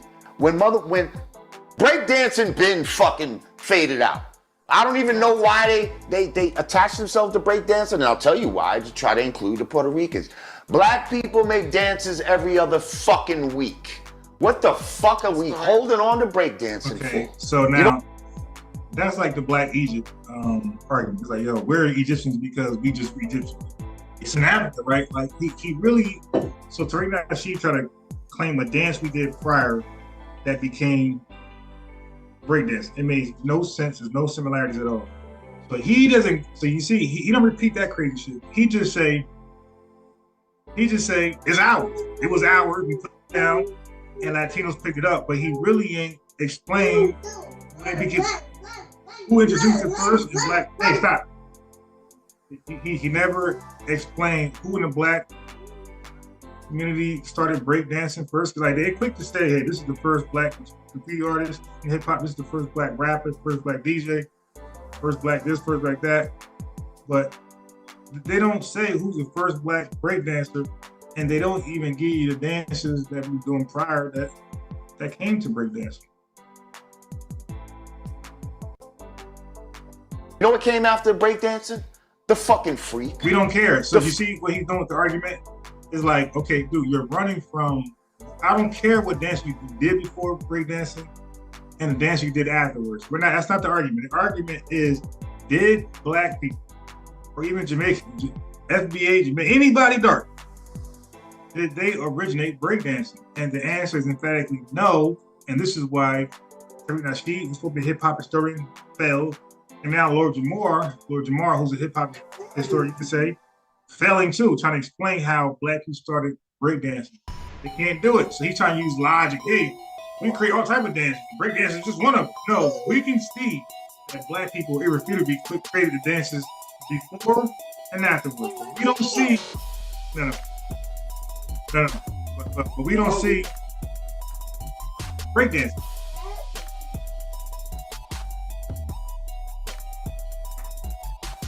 Fucking The Rock. That's why they're like freak, y'all. A rock, y'all. They telling you what dance to do. Okay? The rooftop. The bat, the baseball bat. The rabbit hole, like this straw man. They argue something totally. This is straw man. This is separate argument. Wow, the Bismarcky, the Joski Love, Correct. the fucking the Inspector Gadget. Come on, like, stop it with this breakdance shit. The electric slide. How many versions of the electric slide exist just off the electric slide? Keep in mind what he said, because I'm gonna use an argument to rebut that. But he said because we created all these dances before breakdancing and after breakdancing, that somehow we created breakdancing. Right? That don't add up to me, but whatever. But that argument is gonna fight him. It's gonna support the reverse. It's gonna support you did not create breakdancing. Right. Why are we holding on to breakdancing? We put that down, and the Puerto Ricans picked it up when the we put that down. You ain't never had it. You tried it. Like you tried breakdancing. Now I'm gonna go back to rapping. I'm gonna go back to doing the dances he just said, the WAP and Running Man and all that shit. Cabbage Patch.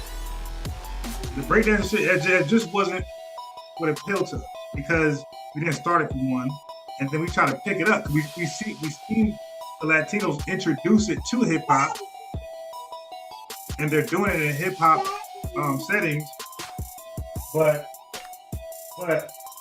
we're trying to do it, and small percentage of us started to do it, but that was heavily dominated by Latinos. That was their thing. Yeah. There was no, like, you got Crazy Legs. You got Crazy Legs, who's like best breakdancer ever, right? And it's somebody that Latinos gonna definitely champion. Yo, we got, like, for example, if Latinos say, yo, I got Joel Ortiz. What's up? We're gonna say, I got Crazy Legs. Okay. When they say I got Crazy Legs, who is the black community saying, I got this black guy that battled Crazy Legs? Like, there's nobody, there's no name. And at that time, there was no name to like mention. So you can't mention a name, you're done. Because they are recalling history to make the argument. The initial argument is who created hip hop. So as a result, Black Americans are naming Black Americans that created hip hop. So why you can't name the Black American who started breakdance, or even was great at breakdancing at that time, the same way Latinos name Crazy Legs and other Latinos who were great at breakdancing. You just can't do it. And you're co-opting something that you didn't start, no different than the easy thing and other things. Like you're taking somebody's stuff. You can't do that. Movie cameras came in, you see? And that's why they're known for being the breakdancers. Now, if nobody knew about breakdancing and you came to it, you'd think the Asians made this shit up. You won't, because you'll see documentaries and movies of breakdancing. Matter of fact, where I was at. I'm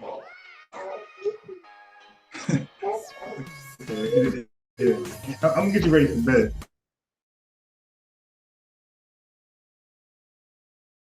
All right, give me cash.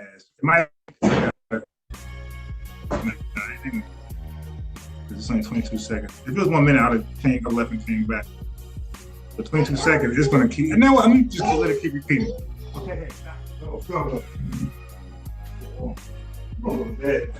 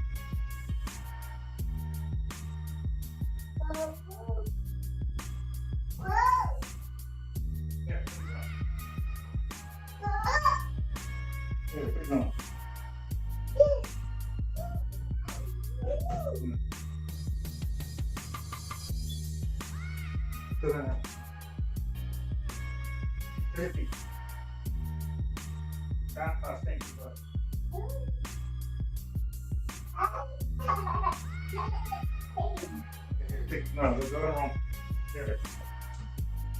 Here, come. Slow down.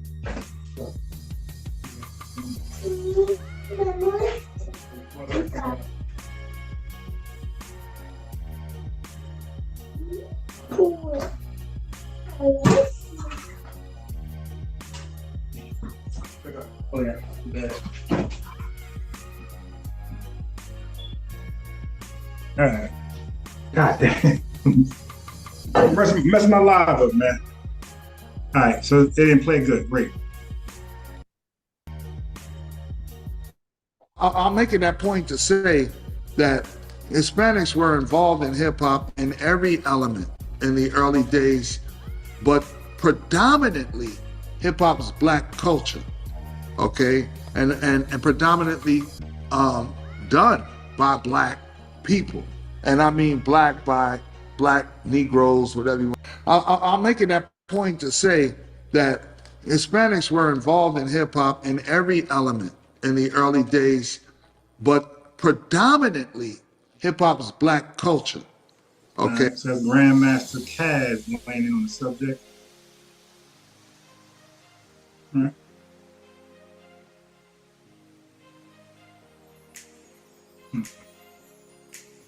All right, so let's get to Crazy Legs.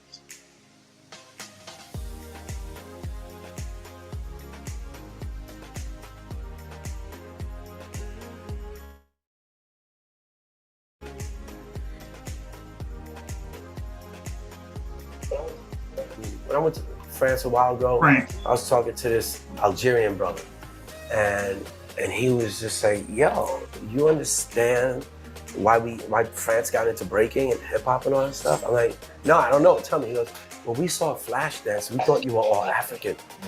You look like Moroccans, Algerians, and Turkish." And they said since they thought that we were them, they got into breaking. They're like, "Oh, that's what we're doing now." And I was like, oh shit, I had no idea. But I also know that the only place we felt comfortable when we would go on tour and our management didn't like it because they thought we were crazy, we're like, yo, take us to the hood. Because they want to take us to the Eiffel Tower or other shit. We're like, yo, just take us to the hood. That's all we want to go to do, hang out with, brothers out there who understand us. Right. And to this day, the people I deal with most in France are Algerian or African. When I went to France a while ago. This Mad, Hopper, and DJ Big Black, they stay flagging me. So I know that I'm getting flagged. I don't know why. I'm playing. This is illegal.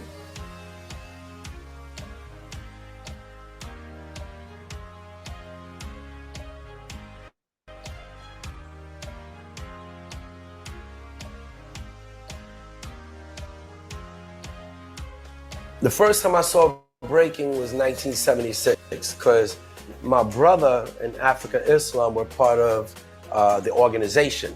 The organization was what eventually became, organization originally was a Black Spades, became an organization, became Zulu Nation. Okay. Right. So I saw my brother rocking out. I thought he looked stupid. Like, why is he throwing himself on the floor, making us look humiliating the family? And Africa Islam lived on the same block as us. And Africa Islam was, Crazy Legs. So he's regarded as all that stuff. Right. And also the best. He was also the neighborhood track star. And the crazy thing is that all the years, and Africa Islam was also the first DJ for Rock Steady Crew. Wow. And I had no idea, even him, who dates. Not only regard the best and the most famous breakdancer, is not like Latino. This is period, across all races. Back further than me, I had no idea until last year that he was half Puerto Rican. I asked him. The first time I saw breaking was 1976. Because somebody, I didn't catch it, but somebody, he didn't know that they were half Puerto Rican, half Latino, because they were like hiding. So when you hear these guys tell you stories, you're gonna catch this thing a lot. Like, so a lot of Hispanic people, a lot of Jamaicans, like everybody were not disclosing like who they are with their background. They were all like under the guise Black American. So it's their fault why there's a lot of smoke, confusion, who did what, because you guys pretending to be Black American. But then 80 years later, like, nah, I'm Jamaican. Yeah, we did it. But if the person dies, and somebody 100 years later says, that person was Jamaican. Like, well, he never said that. He always positioned himself as American. So I gotta on that one. Yeah, so, but we'll get into that because there's clips of people giving testimony on that. All right.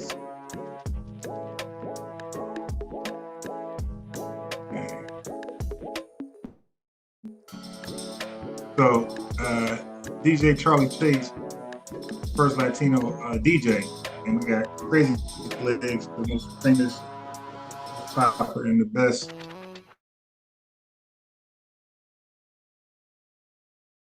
At that time, the best breakdance on the right. This is the first person as like the best, the most popular Latino breakdancer. But anyway, they're gonna explain how they was able to survive. But once that we had a little more DJing started to fade out, at least their style, and once breakdance started to fade out, they're gonna explain how they were able to survive along with other people. Bring it like, and that just guide their life, their livelihood. They're able to breakdance and DJ and maintain like an income for them while other folks just retired.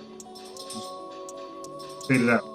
That we had a little more business sense than everybody else in the hood did. Just a little bit more, which was enough that got us over that hump, if you understand what I mean. Yes. Everybody else was still trying to make moves and this and that, but they couldn't take it to the next level, which well, you had to have the vision to do that, right? You had to see where the ship was going to be able to navigate through the rocks and everything. We had that. We had just enough. We weren't freaking Einstein at this, but we had just enough to pull us over the ledge. That we had a little more business. So there you go. And sometimes that's evolution. Like, we were all part of it together, but we seen where it was being shut down. We seen the ceiling for it as we keep doing it the way we're doing it. There's a ceiling, there's an end of the road for it. Voice man. But we gotta figure something out. And they did, and they was able to keep going. Everybody else was buried. They're very back me. Pun intended. All right, so let's get out of there.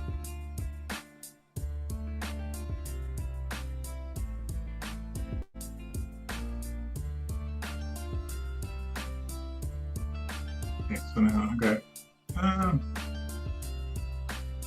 I got a couple more clips. Got a few more than a couple.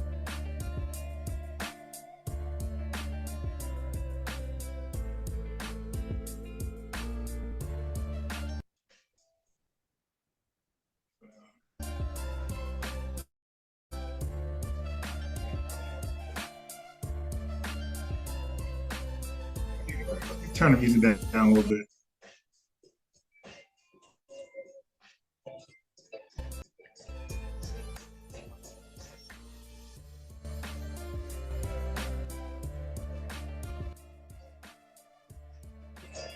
Hopefully that sounds better.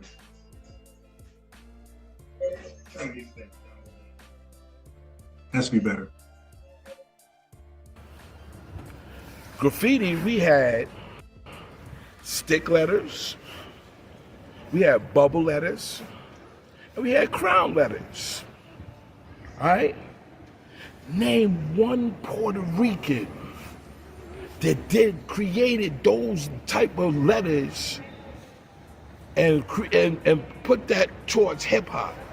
Name their culture that created that style, any of those styles, and put it to the creation of hip hop. Name that. So that's the argument for graffiti.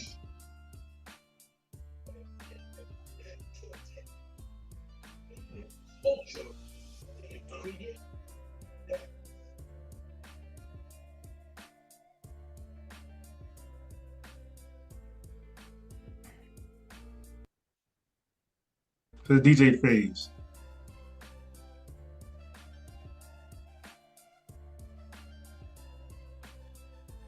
We stopped breakdancing when Puerto Ricans came in and messed it up. Okay, so now, again, I just want to reemphasize that I do not believe this fairy tale that Black people, Black Americans, or anybody Black started breakdancing. They have, the burden of proof is on them.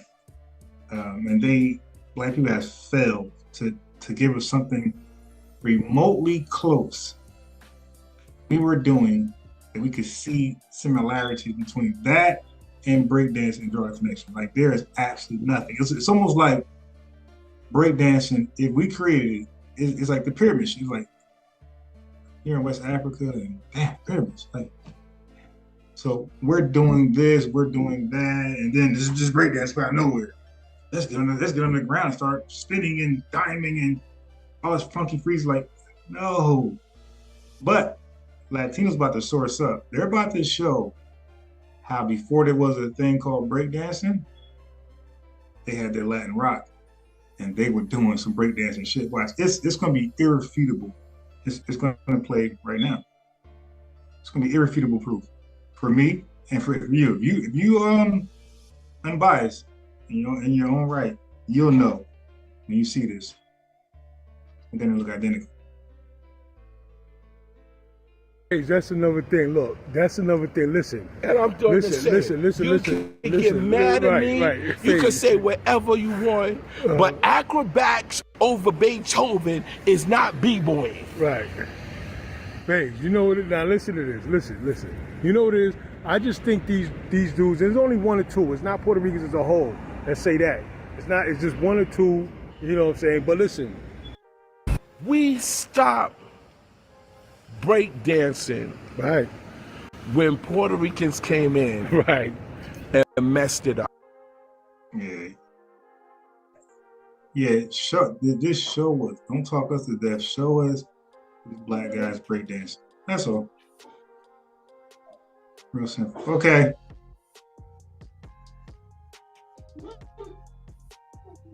So now, in every untruth, there's some truth in it, right? Because everything he's saying, everything isn't untrue, but the conclusion is. Okay, so I will explain. So this is all my research. This is all my findings. Listen to this and think about it. If you're doing a flip, all right. So we seen the Lindy Hop. So this is Latin rock. See, if the rock stars in the back, Latino rock stars in the back. So we're finally here. I'm gonna go back. Look at the guy that's dancing. Be honest with your heart. I know it's gonna hurt. I know it's gonna hurt because you believe you were Egyptians and that was taken from you, and now you believe that you started breakdancing, and that has been stripped from you tonight. Okay, so I know this hurt. But if you've seen the Lindy Hop, that Tariq Nasheed claimed started breakdancing, and the Latinos, their claim is Latin rock started breakdancing. Now the guy right here, tell me if what he's doing look more like breakdancing, or did those Black folks back in the 1900s, the Lindy hopping, did that look more like breakdancing? So who looked more like breakdancing? Which dancing? This Latin rock, this guy right here dancing, or all those Black folks dancing? Watch this. Let me go back a little bit more. Like I said, just be honest with yourself. If you're doing a flip, right? All right, now you see his one hand got on the ground and he kicked his feet up. Now, is that more like breakdancing, or was that Lindy Hop bullshit more like breakdancing? I mean, stop. If you're doing a flip, right? Now you see the music is behind? So we know that this is not hip hop yet. This is Latin rock. Latin rock is literally Latinos doing rock and roll. Okay, so they're back to singing some rock and roll shit. And this guy is out here almost breakdancing. This is clear evidence to me. But you're gonna hear the music in a second. So you'll see that they clearly, when they embrace hip hop and when they came into hip hop, and when they was listening to hip hop songs with hip hop beats, you can see that they clearly brought Latin rock dancing into it and started to just evolve it and make it fit hip hop music. Or you're doing this spinning on your head or whatever, right? What does that have to do with the break? So you trying to tell me that this don't look more, this look at even how they dressed. This don't look like breakdancing. Even how they dressed. You can even argue that they brought some of the dress code into breakdancing. Not breakdancing, to hip hop. Look at it. And wait, so that don't look like pop blocking? So he ain't popping? So this guy right here, he ain't breakdancing before breakdancing, and he's not pop locking before pop locking? Like, again, just be honest with yourselves, man. To me, it ain't nothing to like stick to the truth. Yeah, because like I said, coming into this, I believe we started breakdancing. Yeah, what do you want? Okay, now. And after all this research, yeah, take it off. And after all this evidence, I'm like, nah, we definitely starting a damn breakdancing. Just like I came into it believing we built the pyramids. And then after all that overwhelming evidence, hell no, we ain't building not one. So again, tell me he's not breakdancing. What does that? He's not pop locking.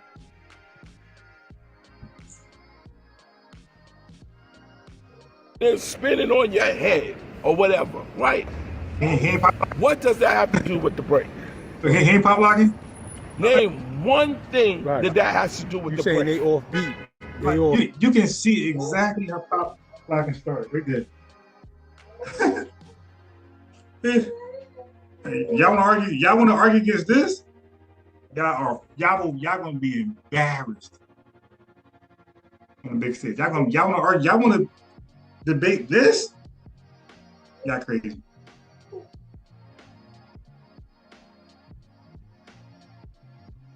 Not only are they off beat, y'all gonna lose your credibility.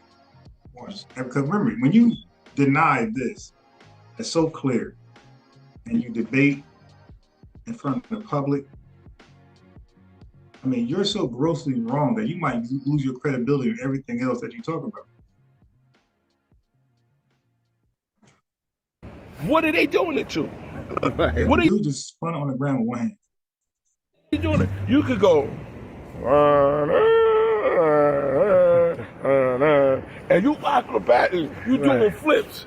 That's breaking. That's b-boying. Okay, so everything he's saying is the reason why they brought it in.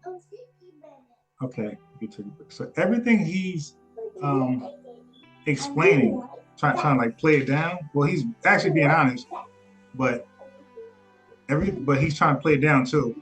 But everything he's saying is the argument for why Black Americans did not introduce it. And like I said, the links in there, phone numbers in there. If you think you started breakdancing, click the link, call the number. Okay? Go ahead. But this is my evidence that Latinos are creating. You show me your shit. You got YouTube. Show me some Black people doing anything close to this before breakdancing.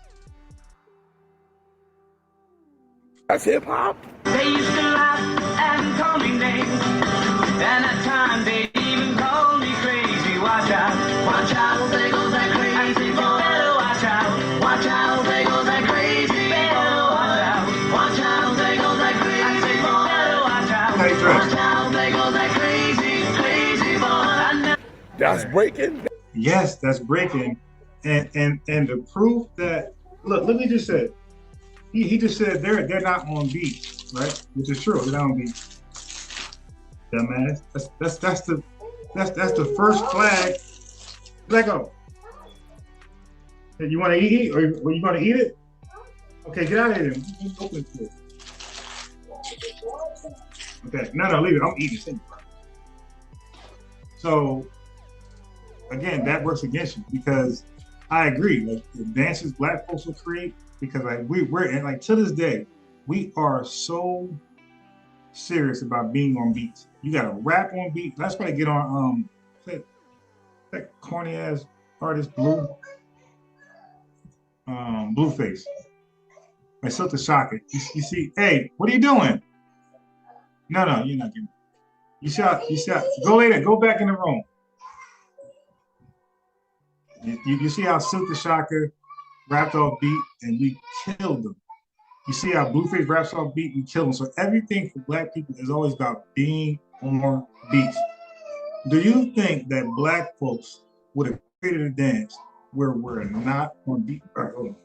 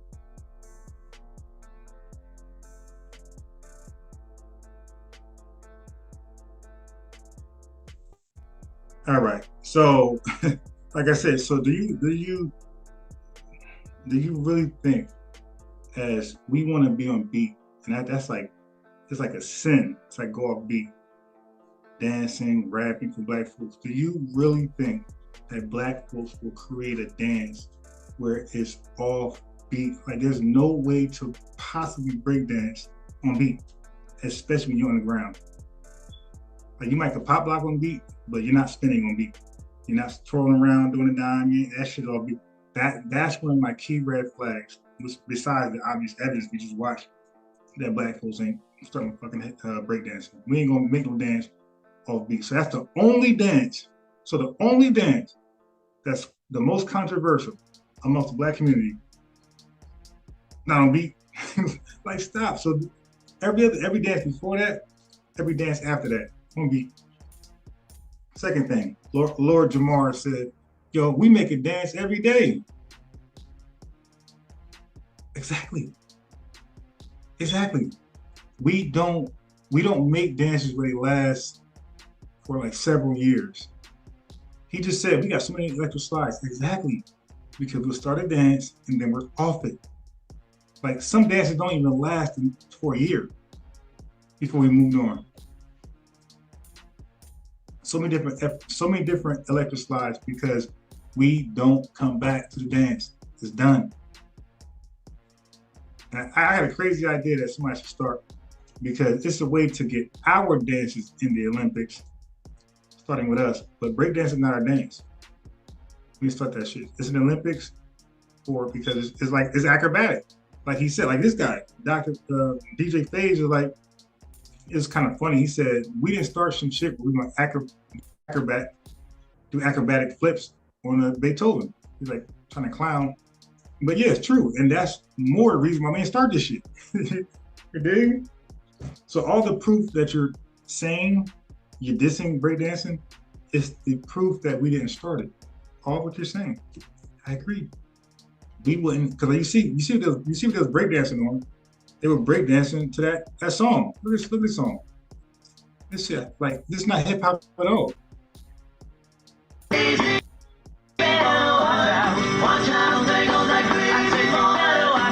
Fucking breakdance to that. I mean, like, who can like, come on, man. Now, the burden of proof. Now, you're not even that. Your evidence is on you now. This shit's close as hell to breakdancing. Can you show something in Black culture dancing that is more closer to breakdancing than this? If you can't, shut up. Apologize and stop claiming breakdancing.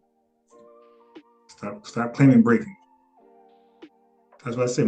Once I seen the evidence, and I started doing, it is offbeat, and they are dancing to some shit that we would never dance to. It's like, yeah, we definitely ain't starting goddamn breakdancing. And that, amongst a plethora of other things that I came across, and then the inconsistent shit that Black folks throw out to claim breakdancing. It's like, nah, no, the Lindy Hop, stop.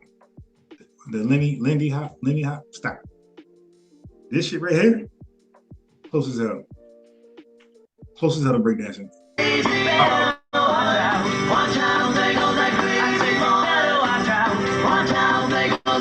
If you even see what they're wearing, they look like the Latinos dress code during hip hop breakdancing. When they introduced this to hip hop, they look the same. Like the clothing, like in the hairstyle, it's like damn near similar. Look at the guy, the first guy in front of him on the floor. Look at his getup. He looked like the guy from the goddamn Crush Groove. What the little Spanish guy got?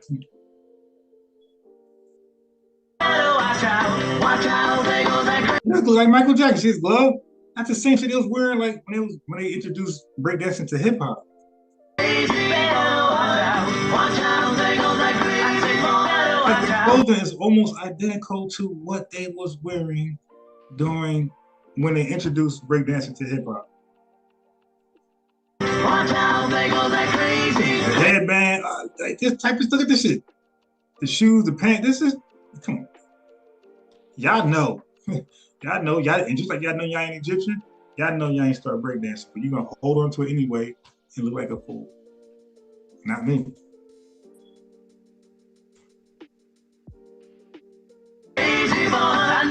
That's breaking, that's b-boying, that's hip hop. Listen to this. Yeah, it definitely is. I know you don't like it. And this is why Black people ain't do it, because for the same reason you're saying. So I'm saying like a large majority did not do that. But what percentage of the hip hop community were trying to actually be great at breakdancing? Like, come on, you know it's like a small percentage. But now think about every dance before breakdancing that Black people actually started, and think about, and I'm talking about popular dancing, because breakdancing was popping, it was popular. So think about every popular black dance before breakdancing, and think about every popular Black dance after breakdancing. The majority of Black hip hoppers were doing those dances. I think it's a coincidence that the majority of us wasn't doing breakdancing.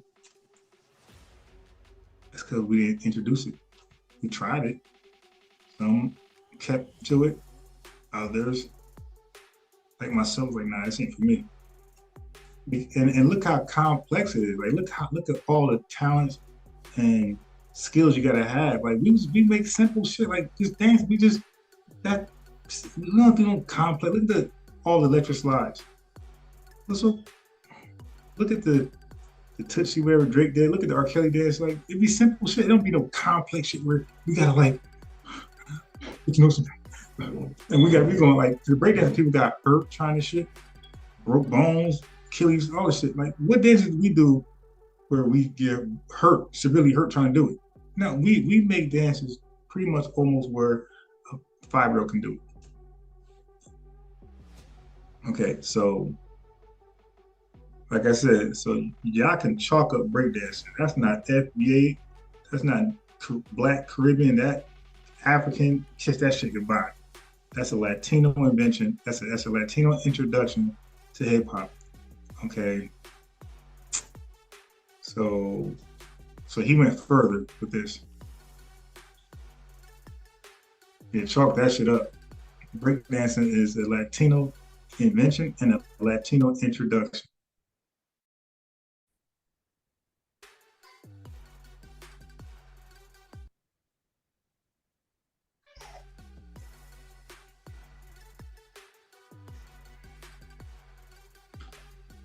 Good, DJ Phase. Go ahead and explain more. Kind of hold into breakdancing. That's wild. Listen to this and think about it. If you're doing a flip, right? Or you're doing this spinning on your head or whatever, right? What does that have to do with the break? Name one thing that has to do with the break. You're saying they off beat. They off beat. Not only are they off beat, They said what are they doing it you to? off beat, and black folks don't dance off beat. Right. What are you doing? You could go. Exactly. That's why breakdancing is not on beat to anything. So she's like playing like a musical instrument, saying you could breakdance to this. You're right. Which is more proof why we ain't start this shit. We ain't gonna make a dance, but you can play that instrument right there, and our dance is on beat to that. You're exactly right. The breakdancing was some old acrobatic shit, like you said, but it was their culture. It was some shit that Latinos did, and it excited them. They brought it to their music, and then they brought it to hip hop versus our music, and now it's part of hip hop because they evolution. When it got to us, they evolutionized breakdancing. You know, they perfected it. Okay, so now let's go to some more stuff. Here, get your water. No. Sorry, now you're going back to bed. Hey, get your water. Then you're gonna lay back down. No, so you don't have to. Go back to your room. Here. Trying to dance like you out, like you free.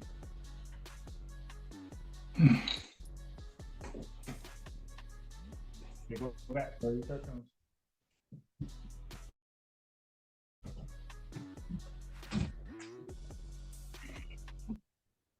Did I replay this? No.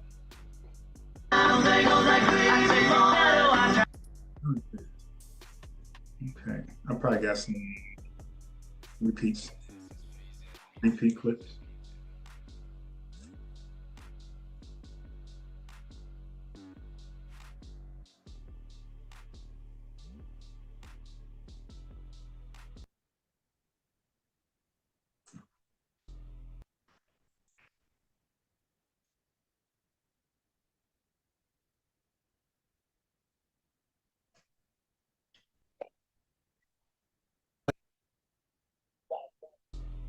In the South Bronx where hip hop was created. And so I put out the record South Bronx. Right. And today, it's to be scholarly correct, hip hop started in the West Bronx. You gotta hold that L on that one. You repeated misinformation from the guy who started the misinformation through a song. South Bronx, South Bronx.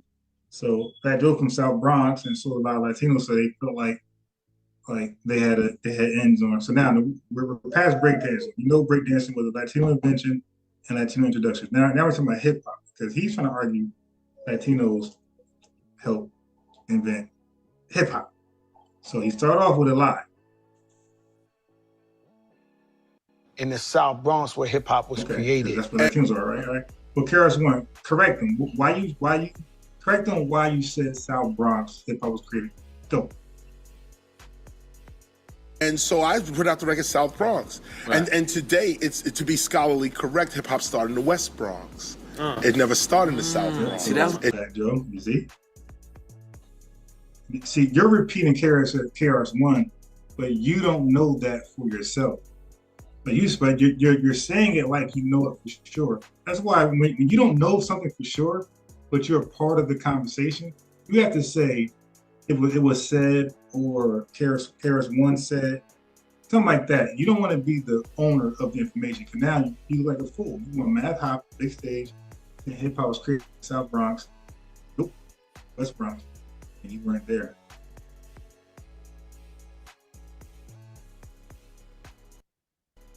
It never started in the South Bronx. See, in August 1973, a young Jamaican-born New Yorker known as DJ Kool Herc threw a party in the South Bronx. Okay, again, too late.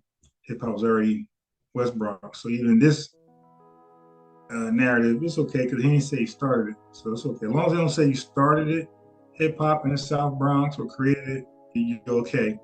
So, but to his KRS-One, he said that was misinformation. It never started in the South Bronx. It never started in the South Bronx. But the problem is hip hop did not start in the South Bronx. Not only did that not happen, but so what? You were there.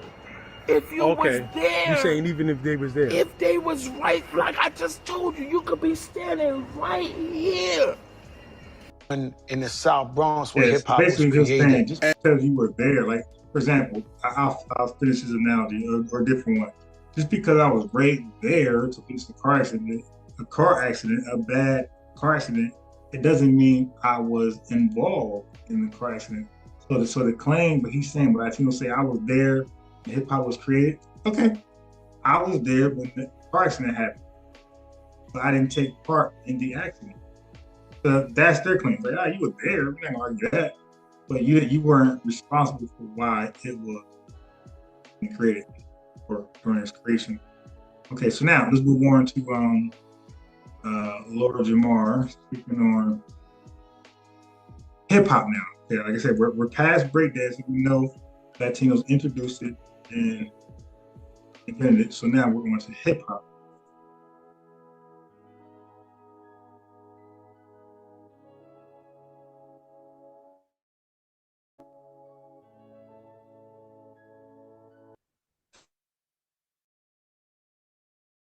So a lot. I got to go back and watch this. A lot of great points was made here. Whoever this guy is right here, he made some great points.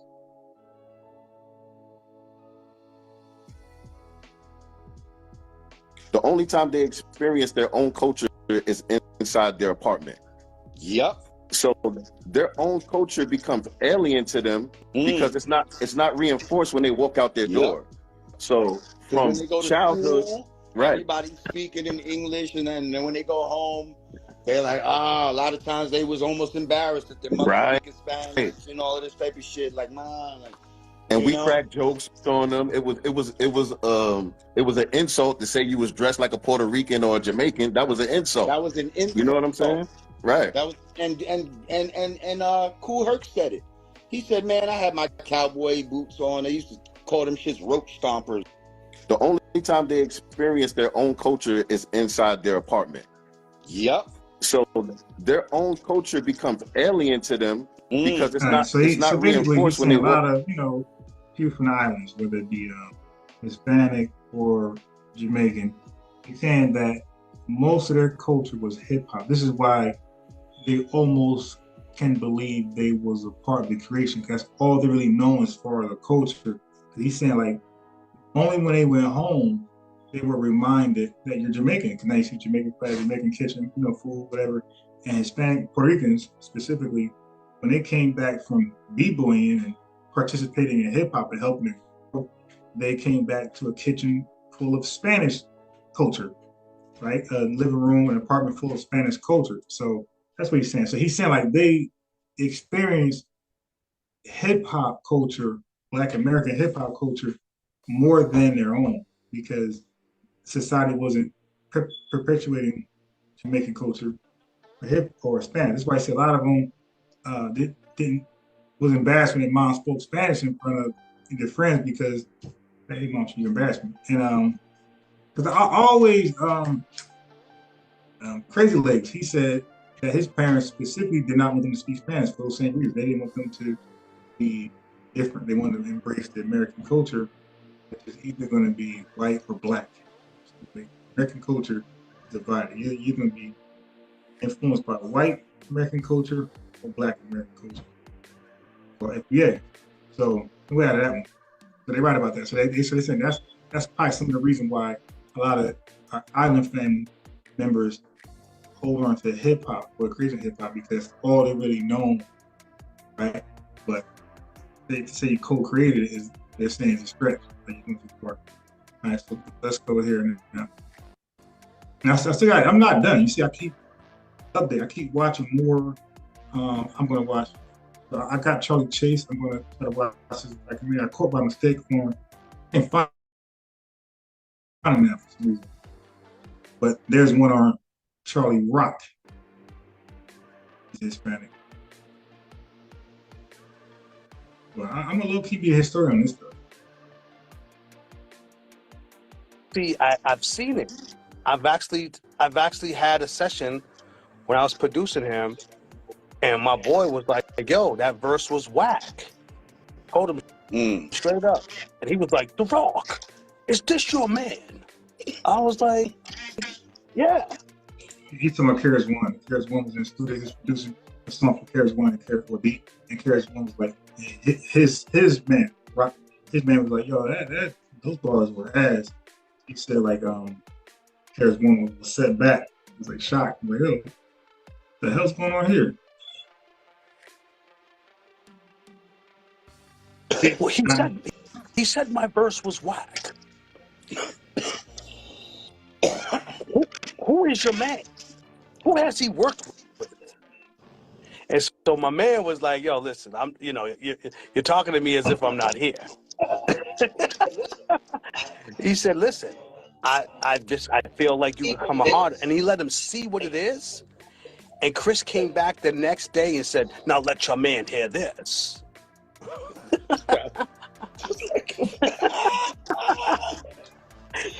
And it was fire.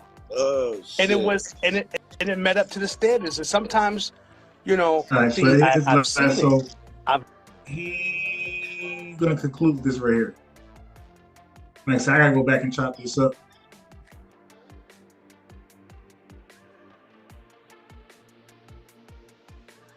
There's some other good jewels were being dropped.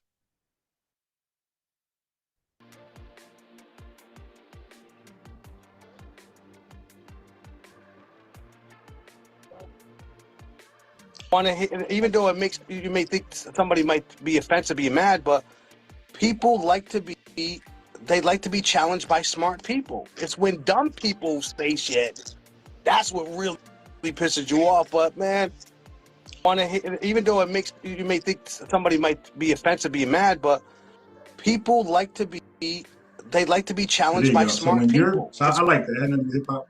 But what he's saying was like smart people like to be challenged. And you know, it's funny that's in the biology book I had. It says like scientists like to debate each other because they want to have the facts. So when they produce a finding or something like that, they said they welcome their peers to try to poke holes in it and see if it's dumb or doesn't measure up, because they don't want to be the pseudoscientist, right? So hey, you try, and then see it's a badge of honor when they say, hey, here boys, eat this up. Here girls, see if y'all can poke holes in this. And when you can't, when it comes back, and it's like a dissertation. You dig? When it comes back and well, I can't do nothing with this. I'm the woman. I'm the man. You dig? It's like that type of shit. The scientist. So, but and the average American, if a smart person challenges them, like they get offended. It's like, no, that's a compliment. You're getting challenged because we want to see if this holds up. We're trying to falsify your bullshit. So when you have people like IBM hop on DJ Focus and you try to challenge them, they step the game up, they get offended. They start talking and cussing. And they're just two names out of many that came on this platform and done that. You get it? Like, hey man, if I got misinformation, like nobody likes to be proven wrong, but trust me, one thing you're not gonna do with me, one thing I can show you guys with me, you will never see me argue something, be clearly proven wrong in front of you guys, and I still hold on to that argument. That shit gone. That shit, it might take about a week, but that thing gone. I don't like being wrong. I like winning. I don't like losing. And the fact that I don't like losing, that's why I don't hold on to a losing argument. Like blacks created breakdancing. That's a losing argument. So what I do, hop on the winning side. All right, you Latinos created breakdancing. So that's the winning side. Okay. All right. So was there anything else in the cut I haven't played?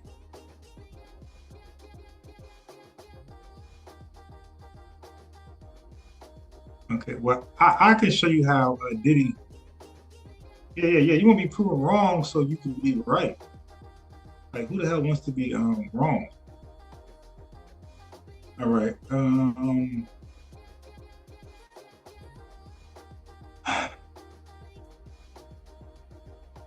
Let me go.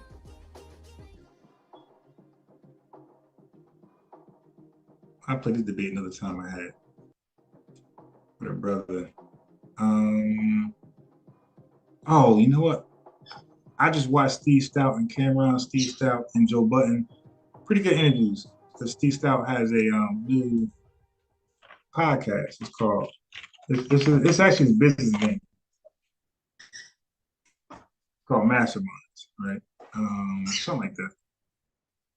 Let me type in Steve Stout.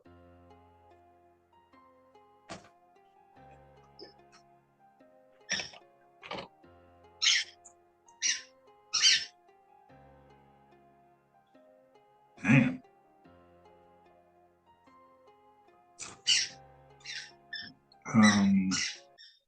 Maybe it's not called Mastermind. What is it called? I'll find it right here. Oops. My fault.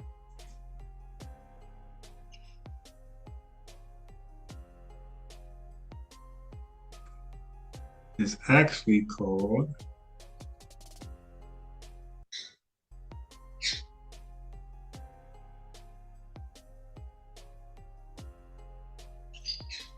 United Masters. My fault, Steve Stout. You dig? My fault. Okay, you see it's fairly new. I got 58,000 subscribers, 440. I ain't gonna hit any videos. And look, he's like, that's very new. I didn't know it was that new. Was it live? No, it wasn't live. Okay, so I'm gonna check out 6 hours. So I'm gonna check out some of the stuff. He might let me on how much I defend him with truth, not with lies. Okay, so all right, so he already chopped it up for you. Okay. All right. Okay. Wow. Okay, so he don't. So how did I watch the whole thing? So maybe it was a whole thing. Hold on. What is it in a podcast? I think it might be here.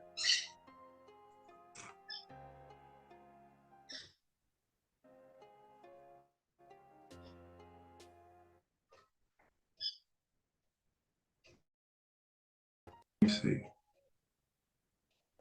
All right. Okay, I'm bugging. All right. Okay, right. Styles P. All right. I gotta watch some Styles P. Okay, but that's not it. All right, so let me do it the easy way.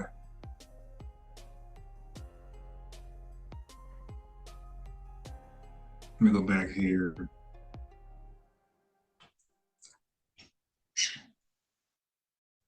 I thought Dame Dad was alive. Let me go over here.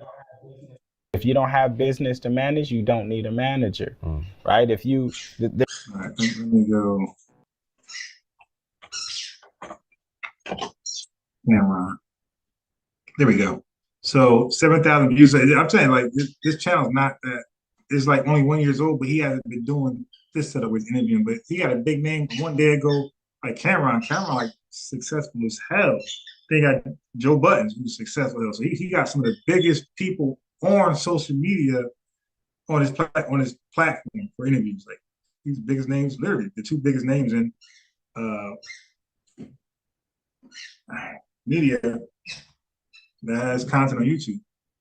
All right, on the show. But that's how so many people say he's a bad guy. They think that's bullshit. That's why I'm like, yo, y'all can't listen to somebody speak about somebody else you don't know firsthand what happened. Like you don't know. This guy's saying you're this, he's saying he's not. How do you determine who's right, who's wrong, who's lying, who's honest? Well, you determine that by watching them speak about the matter equally, and then you watch about other people that was close speaking about the matter. Of course, there's some confirmation bias. That's his man. That's his man. And then you see, for example, then you want to see who rocks with Dame validates his op, Steve. And you got Cameron, obviously, evidently. And just like, why? Well, who rocks with Steve Stout that validates Dame? And then it's crickets. And then you start to see everybody who Dame was cool with, he fell out with every last one of them. Y'all probably don't know that he discovered Kevin Hart. Like there'll be no Kevin Hart. Now Dame Dash was very good at discovering new talent. And like that's what he should be doing, not this network shit. That could be the background, but like his main gift is his ability to find talent in fashion, things like that. Like that's what he should have stayed with. And I typed it in his lives, but he wants to be the boss. And it's like, dude, that doesn't work out for you. You're better with finding his resume is finding talent like damn near next to Puff's. Like he's a big dog when it comes to finding talent. He's a guru. He's a genius, but he just don't value that. He values other shit more than that. It's like, nah, that's your baby, and you're in trouble. You're in financial trouble because you don't want to value your baby. You want to do other shit. And you know what? Sometimes what you want to do ain't what you should do because it doesn't bring you your success you're looking for, and it doesn't make you be great. So the things you want to do, and you probably are doing it, but that doesn't mean you're going to be great at it. But other things you're good at, you probably don't want to do, but those are the things that can possibly show how great you are, if that make any sense. So I know firsthand, because I try to do a lot of stuff. I try to teach kids. I want to teach kids something and get paid. So I try to teach them how to shoot the ball correctly. I try to show them how to bowl, because I'm a great bowler. I try other shit, even debating. But the only thing that they would pay me for is chess. I'm like, all right. And that was like the least thing I wanted to do. I fought it for a little bit. And then I said, you know what? Let me focus all my attention on this and drop, as far as like trying to solicit business. I said, let me drop all my attention, let me drop all my efforts on everything else and focus on this. And blew up. And it's the least thing that I like out of those other options. But I'm saying Dame Dash can do the same thing. I'm a great talent finder. I'm great with setting trends and shit like that. Let me just focus on that. Everything else I put on hold. And unfortunately, like now he's locked in on this boss shit, which I like how it was broke down with Cameron, the boss. Watch this. I came here to do something else, but since we're okay. But since we're here, let's do it. Oh, he had Pharrell. I gotta watch this. Let me open this up. Cause I like to open things up and put it in my history. Cause a lot of times you like, I'm gonna watch this, you get, social media distracts you with other videos, catching them, you're out of it. Find it. I like it. Yeah. God. I like to click it and get out of it because now it's in my history. Okay, so not easy find. All right, let me go ahead. Yeah, so you would think, because Joe Budden personality is louder than Cameron's, you would think Joe Budden did a better interview than Cameron, but he didn't. I was actually disappointed. Like he was, it's like almost like he wasn't genuine. He was like trying to feed into his own ego, and it kind of like killed the interview. It could have been better. But Cameron didn't do that. Cameron just flat out just sincere and genuine, and it came across like that. And the interview was like way better.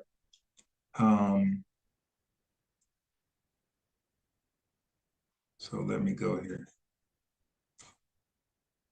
I want to show how the boss shit gets people in trouble. You don't hear from camera that boss mentality. It could have been Joe, but I'm gonna find out. Okay, so I think it was Joe then. I watched them both today, like right at home. So that's why I'm like kind of confused on who said what. I watched both interviews driving home. Okay, here we are.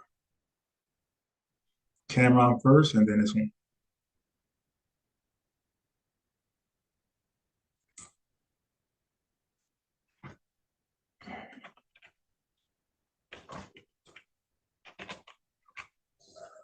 Oh,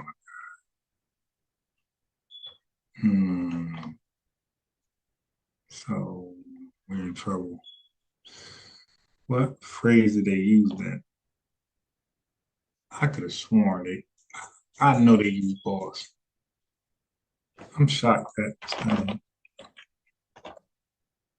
Let me see. God damn.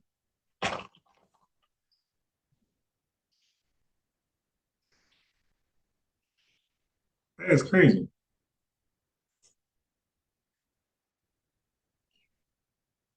All right, one more time I'm out of this one.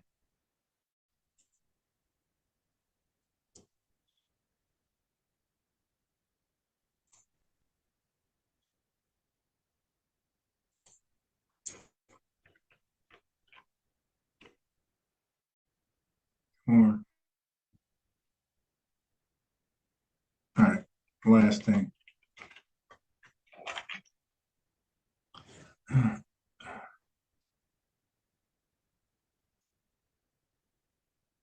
This might be it.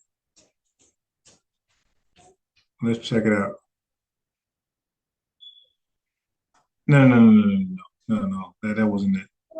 No, I remember that conversation. That's crazy. That is crazy. I can't find it. All right, no issues. Let's go back. I got so much stuff, man, that I haven't played. But hmm,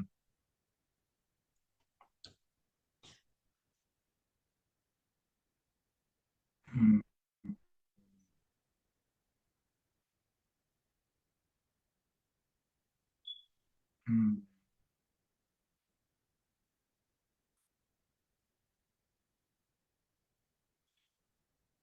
Let me see what Kanye West talking.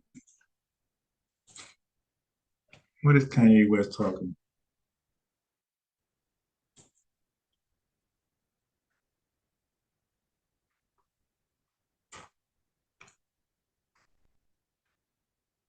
So they'll go and get a dude that's supposed to be my friend that's been taping me the whole time and buy this nigga $30 million. Yeah, sign it, but you get used to that. Paparazzi taking a picture of you, you ain't getting no money off it. Right. You just get used to getting screwed by the Jewish media. And I'm saying, y'all done poked the bear too fucking long. When I wore the White Lives Matter tee, I had 4 SoFi Stadium shows. They canceled my shows. I said it's up. Now, So they'll go and get it. Before he was no, this was it before he was totally canceled? Because he's talking like he got some real power. Like, I said it's up. Okay, now you know what that means in black community. That means that you're ready to go to war, and you are equally as equipped to win this war as the person you're going to war with. So for you to say it's up against the Jewish nation, like nigga, what do you think you're gonna do? All right. Okay, so I got one more. No, goes down here. I hope I got the same. Even I had the same. I think different clips.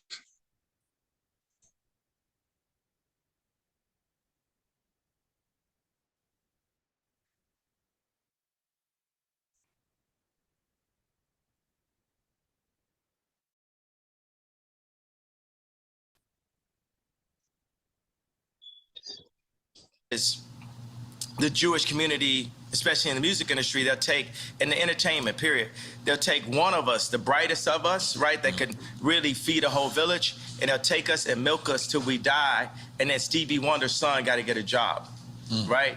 But Cameron Azoff got a job at Apple. He's already set up because of the way Azoff is connected, and we have to make our own connections. That's what I saw. What I loved about it, I love Dove just as a human being. And this is the guy from Adidas? Dove is from American Apparel. Okay. But I'm talking about put out my White Lives Matter tee. The White Lives Matter tee don't say nothing. I'm like, put it out. And he's telling me like, yo, I want you to visit the Holocaust Museum. And I was like, yo, I want you to visit Planned Parenthood. That was just ignorant, yeah. I forgot he said that stupid shit. Yeah, now that was just ignorant. That's a DJ Focus talking point. Yo, that was just ignorant, yo. I'm sorry. I forgot he said that.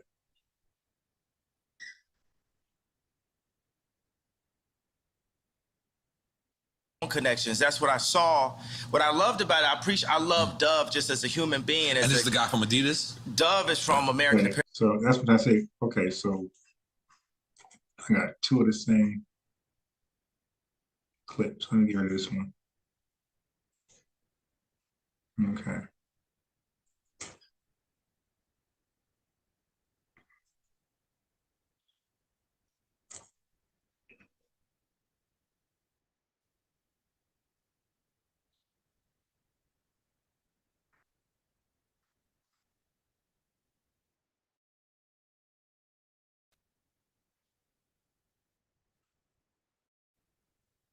Come on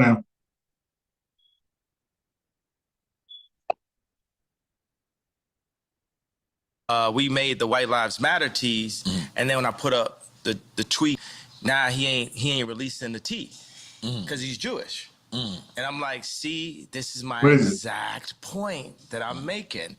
Like Jewish people so you have think you can owned the disrespect black voice.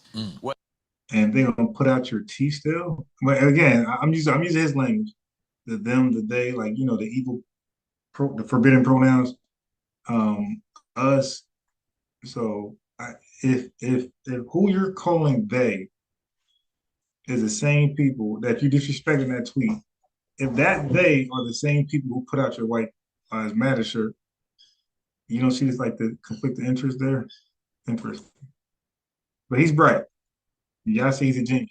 Whether it's through us wearing a Ralph Lauren shirt, or it's all of us being signed to a record label, or having a Jewish manager. Yeah, and that's why I got to write that one down. So part of my argument with DJ Focus was like anybody, really anybody, because I'm hearing people say this, and I also want to smoke with anybody I want to debate anybody who says that white people own hip hop.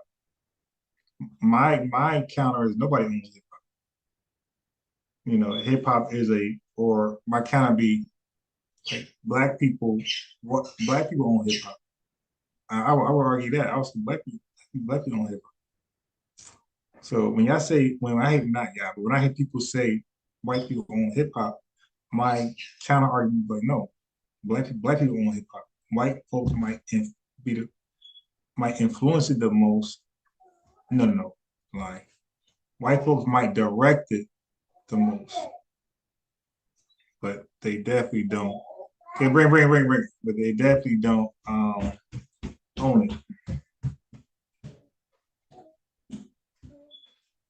And they might control it, which I would just disagree with that too. I would disagree with them controlling it also to a degree. I would not make that absolute claim to control it, because to say that means that, well, what about the producers and labels that's independent that don't work with white people at all? Like, how do they control that? Like, you just don't. And like the best example I got is, I'm a rapper. I see Donnie. He said something last. Okay, so Donnie's the producer. He's the record label. He's 100% independent of anybody. He's saying, I'm going to do the legwork. I'm limited in resources and things like that, but I'm going to do the legwork to get your album sold and seen by as many people that my ability allows it to do. I said, okay, fine, no problem. And I signed with Donnie. He does his best to get my album out there. He's limited in resources. He does his best to distribute it, but we get some sales, and I get my cut. Right? He get his cut, or I get paid and he gets cut. How does the white man own that? And don't forget, when they say white man, we ain't gonna be ambiguous and vague. What they mean is record labels. All right, we heard DJ Focus switch it up, but he stuck to mainly record labels. Were the white man. So it's like, how the record label, how does Sony, Epic, Atlanta, Columbia, Warner, how are they in on that? What Donnie did for me, how are they? He didn't work with them at all. So how do they own that hip hop? You don't. That's why I argue white folks don't own hip hop. Black folks do. I'm sorry. Let me be more correct. Let me edify. Let me edit let me modify what I just said. Hip hoppers own hip hop. So let me not limit to hip hoppers own hip hop. White people don't. And when I say white folks, I'm using their language. White folks are the labels, the record labels. They switch it up when they want to. They'll say Jewish or whatever, but they're more consistent with saying, in this context, white folks are the labels. So I will debate that all day, every day. The labels don't own hip hop. Okay. Let me see. So Kanye had a decent interview on the Drink Champs. He made some good points, but then he was so extreme that it made the good points look bad because he was just so extreme. Matter of fact, I don't have a clip of this. And I want Kanye West, Red Media. I don't have a clip of this. And I want my copy. There we go. I want my copy.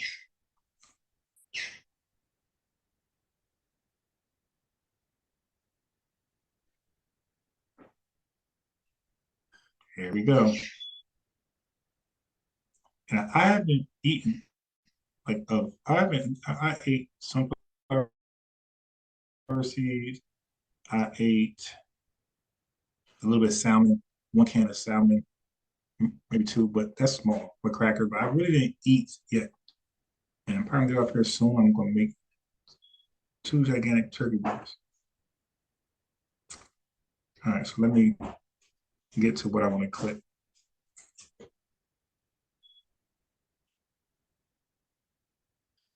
I think it's around here.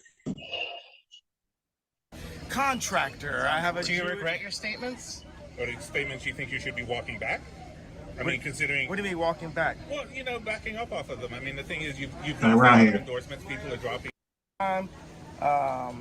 Touchstone, Associated Press, Pixar, Miramax, HBO, New York Post. Yeah, I'm like a DJ. Maybe I should DJ, yo. I have no skills, but I'm like DJing sort of. Well, not DJ, but maybe I should produce something. Like maybe that's where my talent is. I'm all right. USA Today, Washington. So this right here. You're getting, vilified. I mean, you might think you're right, but I think, there's a whole chart that's condemning you for what you said. Okay, so this right here is a chart. But that's what I want to do. Universal Studios, 20th Century Fox, God. NBC News. What are we doing? Why? News. Okay. Look at this. You can't even see in my.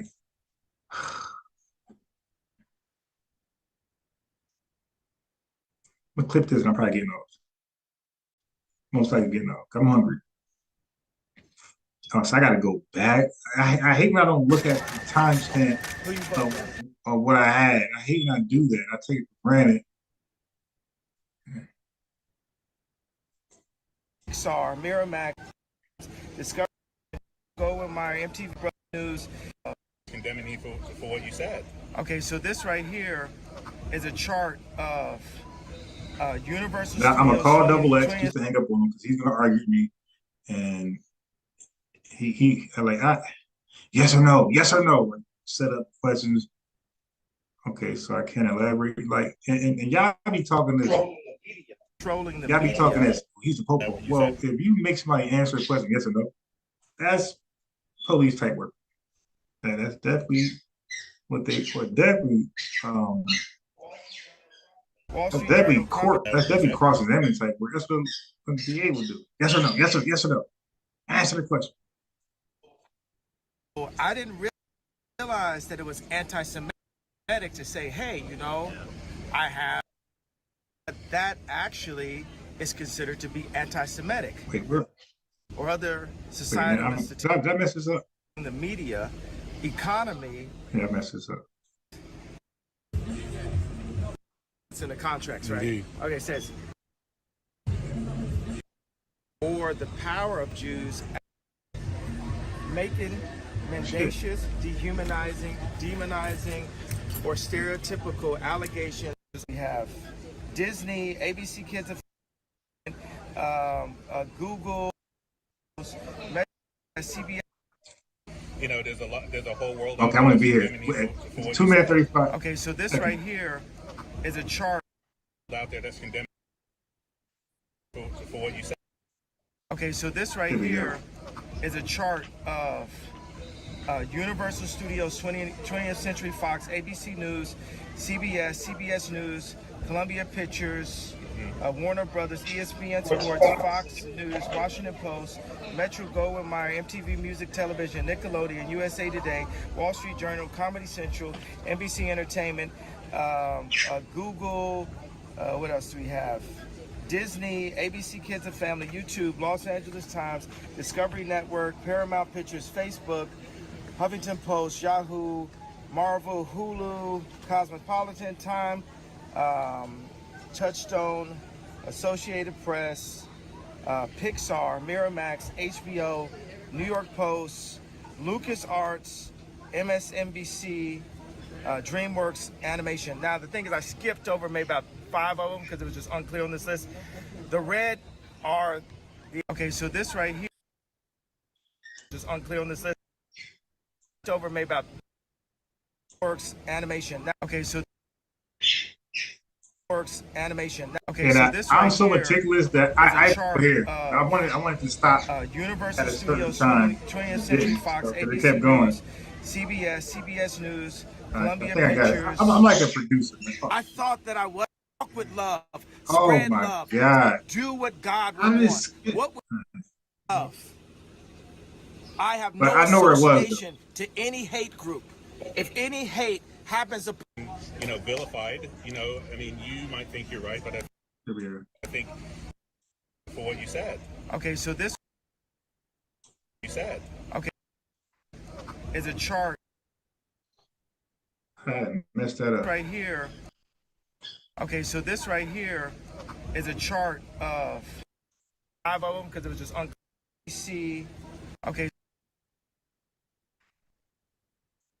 DreamWorks, okay.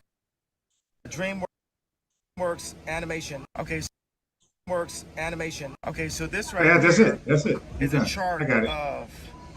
of Universal Studios, 20th Century Fox, ABC News, CBS News, Columbia. Is a chart of So he did a part too. Universal, Wall Street Journal. What else do we have? Oh.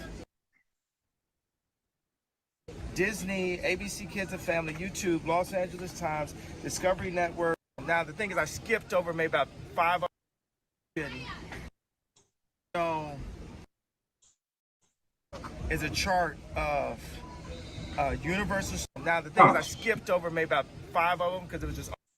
And I feel like, now the thing is, I skipped over maybe about 5 of them because it was just unclear on this list. The red are the executives that are Jewish at these companies. Do you think they stuck together when they heard what you said? Is that what happened? Well, what I said is, hey, you know,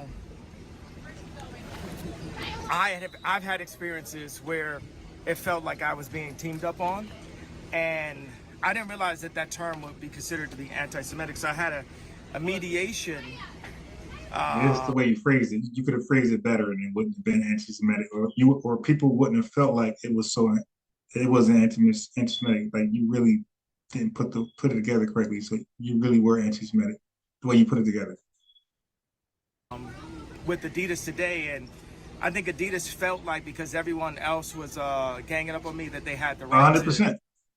to just take my designs, and I feel like don't forget you exposed your contract, the confidentiality agreement. You made it unconfidential. So yeah, so you okay? Don't start taking the blame away from you. right now I feel like that was in Christianity we don't say karma, we say you reap what you sow. And I feel like now the thing is I skipped over maybe about 5 of them because it was just unclear on this list. The red are the executives that are Jewish at these companies. Do you think they stuck together when they heard what you said? Was that what happened? Well, what I said is, hey, Yeah, I've had experiences where it felt like I was being teamed up what's on. it? Oh, I've got to spell so I didn't past realize tense. that term would be considered to be anti-Semitic. Oh. So I had a mediation with Adidas today, and I think Adidas felt like because everyone else was ganging up on me that they had the right to just take my designs, and I feel like right now I feel like that was in Christianity we don't say karma, we say you reap what you sow. And I feel like now the thing is I skipped over maybe about 5 of them because it was just unclear on this list. The red are the executives that are Jewish at these companies. Okay, so I did it right. I just felt like. Do you think they stuck together when they heard what you said? Yeah, was that my first instinct. Is that what happened? Well, what I said is, hey, Disney, ABC Kids and Family, YouTube. I think there's more there, but I'm gonna leave that right there. But I always wanted those sound clips. Now I got it. Was there more? It's unclear on this. Well, what I said is, and I didn't realize that term would be considered. I've had experiences that term would be considered to be anti-Semitic. So I had a mediation to take my design, and I feel like the mental health conversation to say, oh, you guys say I'm crazy, but look at this, I made money. And but that is not godlike to be it's all the church's money, right? So burn to the flesh every single day I had to say. So he'll make some sense, and then I don't know if he'll do it on purpose, but he'll get wacky as hell like he is right now. When I went to the mediation, guys, Pierce Morgan got you to apologize to the Jews, but you never apologized to us about the George Floyd comment. I'm glad you said that. I'm so glad he brought it back to George Floyd, because I was saying when Black degenerates, like we like to celebrate I just had the word. It went. Yeah, I gotta eat because nothing is comes to my brain now. We like to celebrate I just say criminals. Our criminals, man. Our worst of our rejects, or should be our rejects, but we accept them. There are our us, unfortunately. But why are we cheering or clapping or ovation or anything about Young Thug coming home? Like, that's an embarrassment. You coming home because the judicial system is so corrupt in Atlanta that they're gonna botch the entire case. So they got you on something, but this is not a celebration. It's not a win for Black society. Like, the dude his charges are how he helped damage Black society. Like, the judge even gave him a lecture on how he damaged so many kids worldwide with his foolishness. But like the dude helped destroy Black people's lives. Like, so many people died because of or behind him. So many people got locked up behind him. You dig? And we're celebrating him coming home. I don't give a fuck if he changed his life or not. That's not a celebration. But we won't. But if I say who's Travis Rudolph, you don't know who he is. But if so, piggyback on Kanye West. But if I say who's George Floyd, you'll know who he is. And before the arrest, George Floyd was a crackhead. It's like, so Young Thug sells crack, allegedly. Those are his charges. And but he's a hero. He celebrated coming home. And George Floyd smoked crack, and he celebrated because he got killed under the civil rights, act.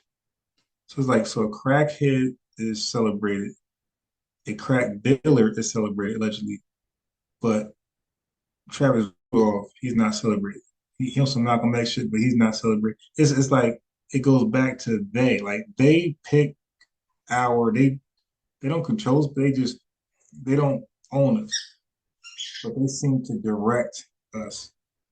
It's like, so it's like to make mockery. So we got statues of George Floyd. We're celebrating a Young Thug, but people who need to be celebrated, we just act like they don't exist. I mean, yeah, this is a degenerate nation, man. Like, how do you justify that? To do, and I guarantee you, if a YMLE, same thing happened to him, this dude is charged with killing his two best friends for like allegedly maybe some money motivation, but like point blank, like he's charged with point blank blowing his two best friends' heads off in the car. They were in the back seat. But let's say if something happens and he comes home, he'll be celebrated too. Yeah, real man, welcome home. It's like, yo, what the fuck? What is going on? And this is like unanimous in our neighborhoods and cultures. Like, wow. Yeah, I remember a dude that I know on my Facebook friends list came home and they threw a party for him. Like, God, I mean, this dude and he career criminal. He had so many people attend this damn party in my city, which is unbelievable. But somebody who could just graduate. I remember, like, I had a close friend who became a judge. Like, close friend. He did a lot of schooling. He became a judge. He came home and just his immediate family like embraced him. So the drug dealer comes home, career drug dealer comes home, party packed. Shit. You know, what they say nowadays, I don't know. It was live, and that was the move. All right.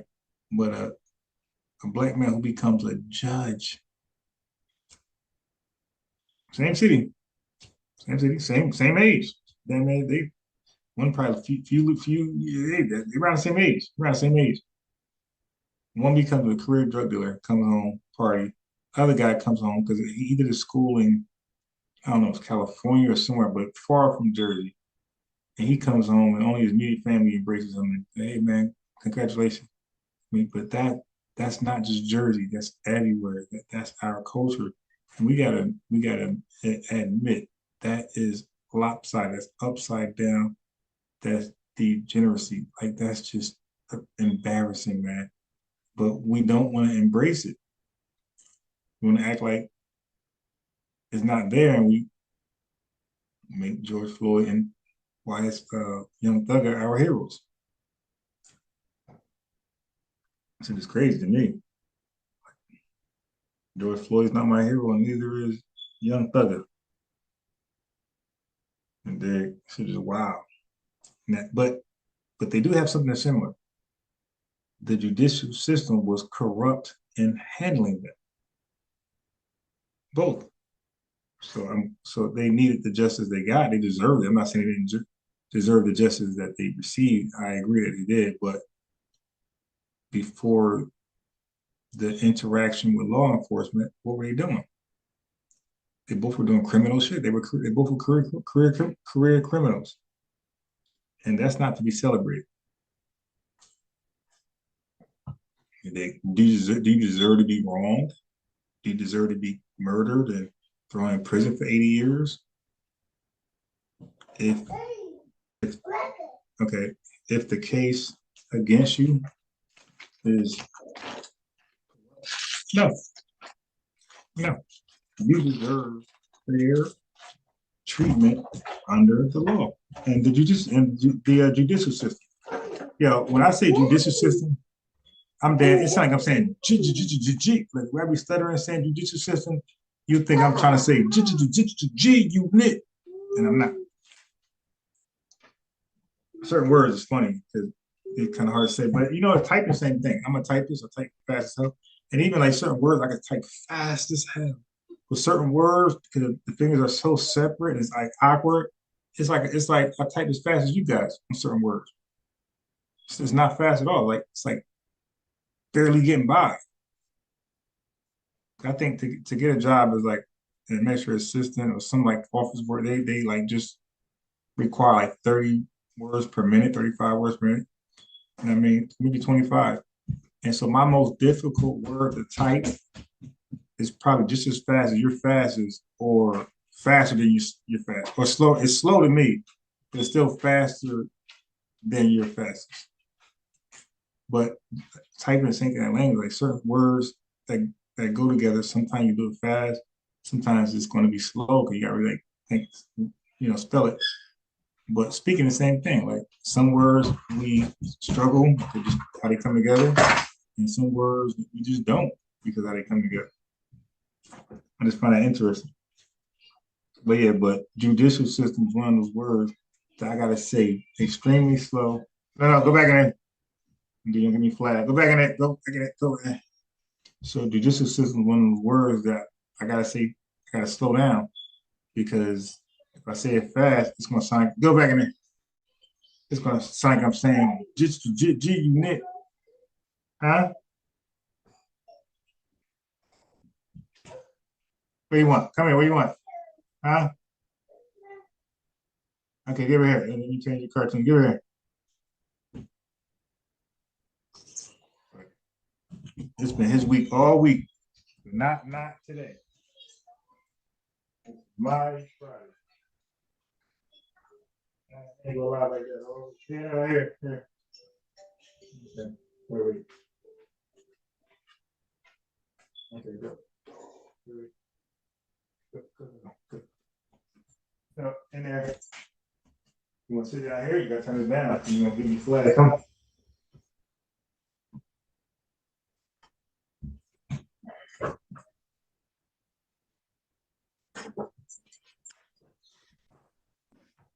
Yeah. Those cartoons on the plane, they be having like 1 million views. No cap. All right, so let's see what else he's talking about. Feel bad. Now the thing is, okay, JFK, they got a lot of documentaries about how it happened. So we can argue about how it happened, which I like the fact that you can. You're gonna be a conspiracy theorist fool trying to argue the trajectory hypothesis about JFK. Do that, but regardless, when I see that video as a black person, it hurts my feelings, and I know that. Now afterwards, yes, there was some things where the money went. There were some things where it was used in order to push us to the Democratic vote. There were people behind it involved. That happened. But it feels to have a knee on my neck now. Comment that actually, if you look at the definition of DEFCON, it means to get extra defense, which obviously I must have needed. Yeah. I must have needed that extra defense. Nah, you just don't go picking fights you can't win. That's all. It's real simple. Of DEFCON, it means, and by what the media is doing, I know how it feels to have a knee on my neck now. Gosh, and I ain't George Floyd like this guy. To get extra defense, the world. You know, God even runs Hollywood.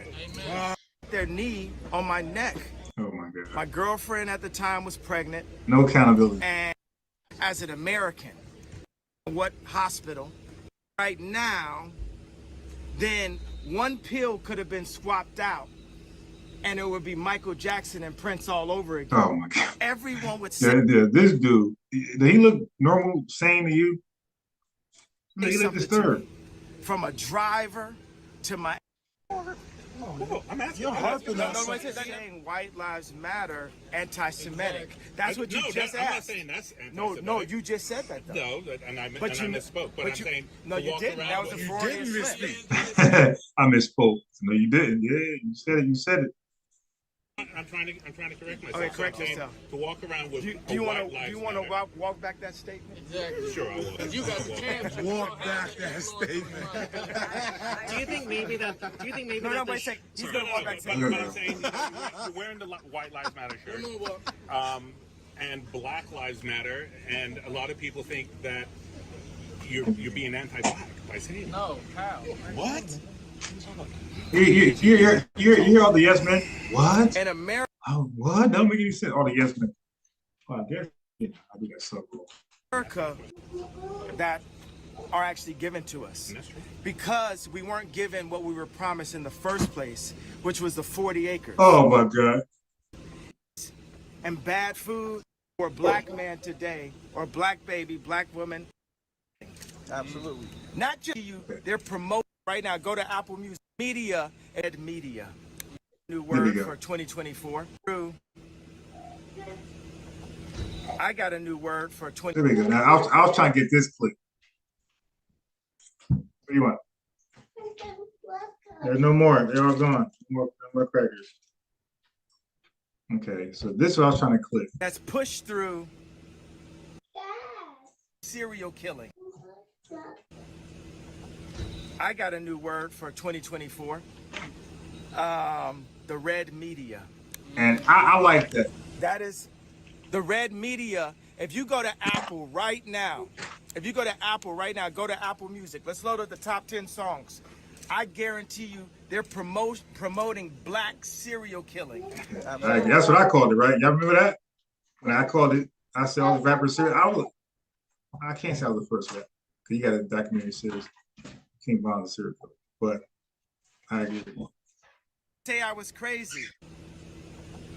I got a new word for 2024. I'm done after this. Once I make this clip, the red media. That is the red media. If you go to Apple right now, go to Apple Music. Let's load up the top 10 songs. I guarantee you they're promoting black serial killing. Absolutely. Not just one. They're promoting black. The red media is making money off of blacks being serial killers to each other. Also misogynistic. The red media is making money off of that. Word for it. And God, I gotta sit there, and I heard you guys slip on words and misogynistic. I don't know what it is with those letters and those vowels and the consonants. I can't say that word. So many lies I want to say. I just say something close or something synonymous. But I can't say it now. Say it. I don't know what is with that goddamn word. I just can't say the word. I can't say it now. God sees it, but I understand he is making money off of that. Also misogynistic. Misogynistic. I don't know why. I had to play it back to misogynistic. I don't know why misogyny. I don't know why I can't say those words. That word. I just cannot say it. That's like my worst word. I have bad words, but that is like the word misogynistic. I gotta say misogyny. Yeah, let me work on misogyny. I tell everything of misogyny. Yeah, whatever. Yeah, that word. Red media is making money off of that.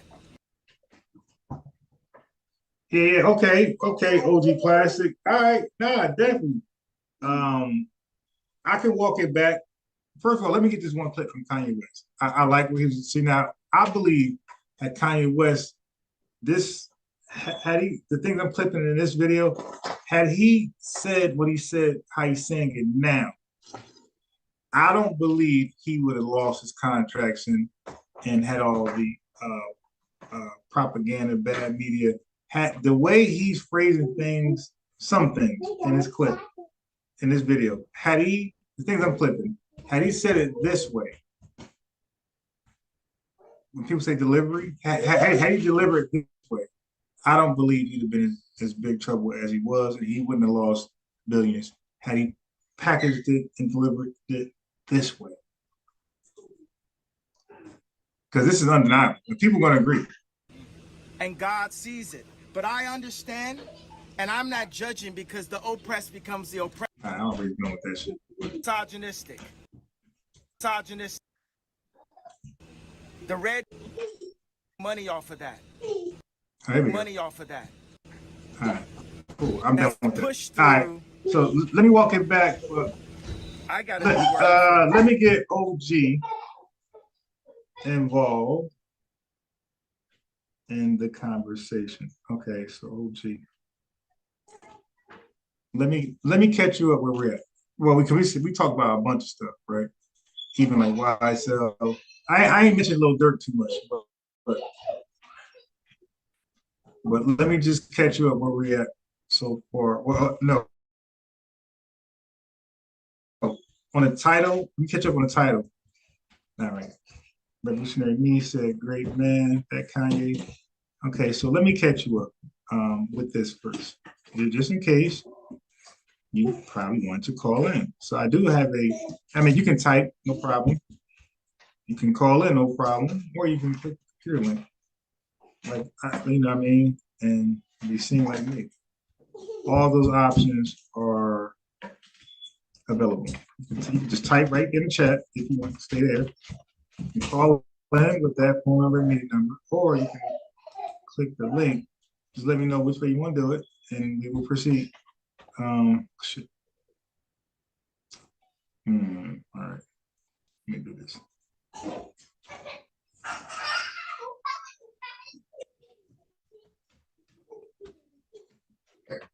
Okay, there we go.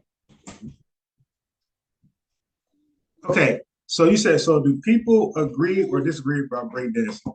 So now, let me bring you back the arguments first. Okay. So we want to know, do you agree with the arguments? So you let us know, let me play a couple different people, and you let us know where you stand, and we can have a conversation from there. All right, so let's go here, because it started with, from what I played, it started with Tariq Nasheed and Dr. Derek Cologne, okay? So I should write this down. This pen doesn't work. Where's my good pen? All right, so let's start with this one. So the question is for you. Do you agree or disagree?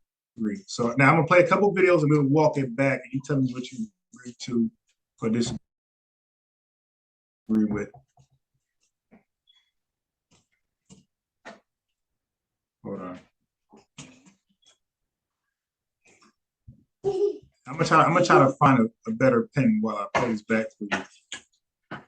The foundation was from 75, and it's top rock, it's footwork, it's freezes. That's and top rock and top rock dances, we've been doing that since the 1890s. That's the Charleston. It's not the same thing. It's the exact same thing. It's the exact same thing. It's the Charleston and the Lindsay hop. All right, that's all it is. Rock dance. The rock dance is a myth. That's a lie. That's a myth that y'all done created. There's no rock dance that we were influenced by at all. The rock dance and the Latin breakdown. Ain't no Latin breakdown and the rock dance. So crack rock dance, because you gotta be smoking. You gotta be smoking crack rock to believe that y'all influenced us with some damn rock dance. Give me a break. All right, it's the crack rock dance. What instruments do you hear in the breaks? You hear foundational Black American drums. You hear percussions. That's what you hear in the breaks, and you hear funk. You hear funk being hit on the one. That's what you hear. The foundation was from 75, and it's top rock, it's footwork, it's freezes. That's and top rock and top rock dances, we've been doing that since the 1890s. That's the Charleston. It's not the same thing. It's the exact same thing. It's the exact same thing. It's the Charleston and the Lindsay hop. All right, dance, that's brother. all it is. Rock dance. The rock dance is a myth. That's a myth that y'all done created. There's no rock dance that we were influenced by at all. The rock dance and the Latin breakdown. Ain't no Latin breakdown and the rock dance. So what crack rock instruments are dance, they because you got to playing be in the smoking. breaks? You got to be smoking crack rock to believe that y'all influenced us with some damn rock dance. Give me a break, all right? It's the crack rock dance. What instruments do you hear in the breaks? Tell me the You instruments. hear foundational Black American drums. You hear percussion. All right, so now OG Classic Jones. So that is the first. Okay. I'll be you better. You got on.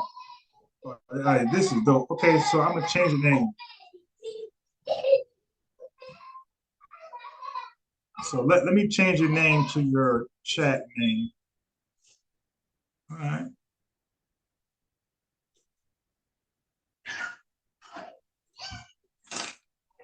This is OG Classic.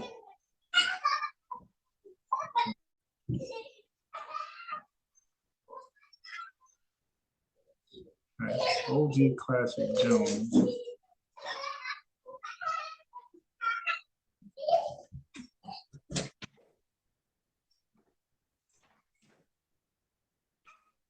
Yeah, so you got to take your microphone. You got to unmute yourself. All right. So you're on mute. You probably, yeah, you're on mute.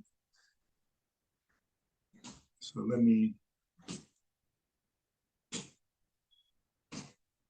So I'm gonna run this back for you once you come off mute.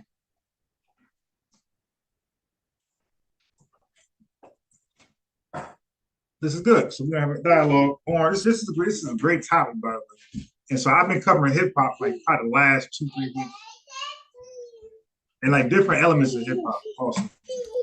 I think I got it, man. My bad. Are you able to hear me? Yeah, I hear you very clear. Your audio is better than mine. I know it is. Hey man, nice to meet you, bro. Where you from? Right now I'm located in central Indiana by way of Ann Arbor, Michigan. Okay. And where are you like from, like originally? Ann Arbor, Michigan. Okay. All right. Yeah. So I'm from Jersey. I'm in South Carolina right now. Okay. Well, I'm glad. First time your screenshot came up across my feed on YouTube. Oh, where? Yeah, it was under a recommended, and I was like, okay, that's a dope topic. So definitely. I tuned in, then I was like, damn, he's been on for a while, and I'm like, I'm just about to log off too.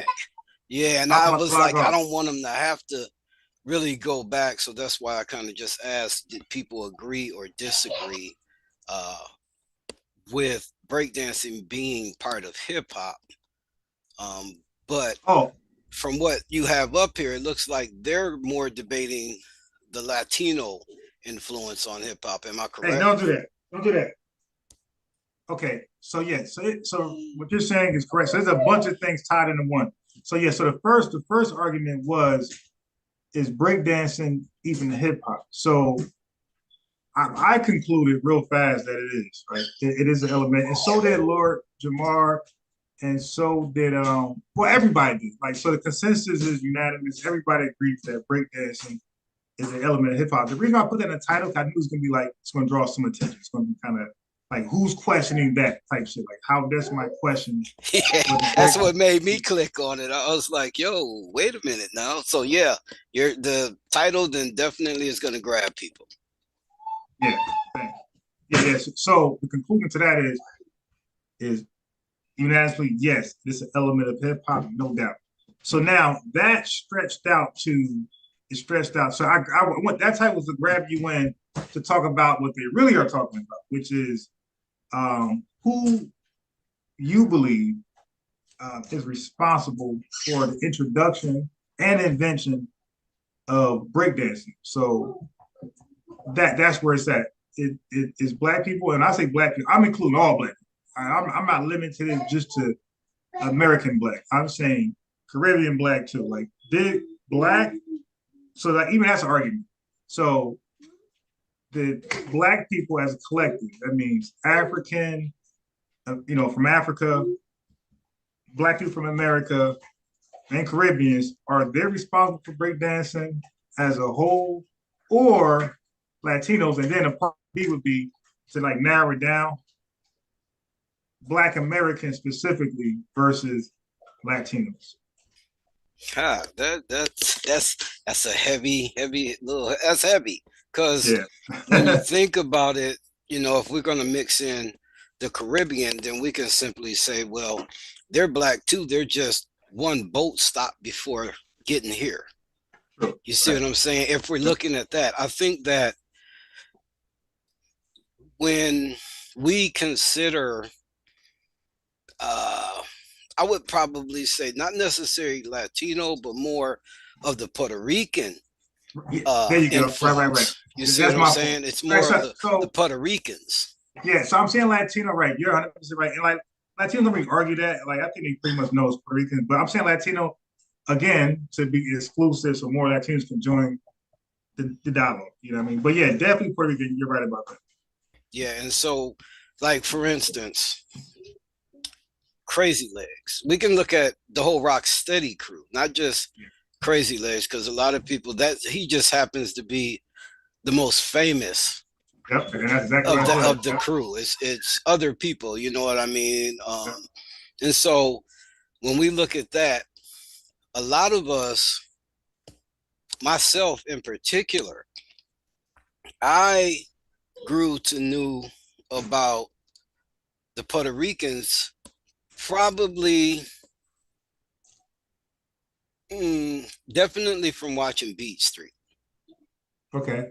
You know what I mean? From actually being there. Now, speaking for myself as far as my area and where we were, I know that there were no Latinos or Puerto Ricans with us when we were breakdancing. I think that you have to consider them. And when we consider them, and we'll say, let's just start out with the fact that most of it, and most people believe it's from New York. We'll just say, we'll start there. Okay. If we look at that and we look at the people that were interacting in New York, Black people and Puerto Ricans and Latinos in New York have always been in the same area. That's just how New York is set up. You know, if you go to the Bronx, you're going to see a bunch of Puerto Ricans and Black people. Yeah. That's who you're going to see. But if we're going to go back further, then we're going to say, all right, let's look at Capoeira, right?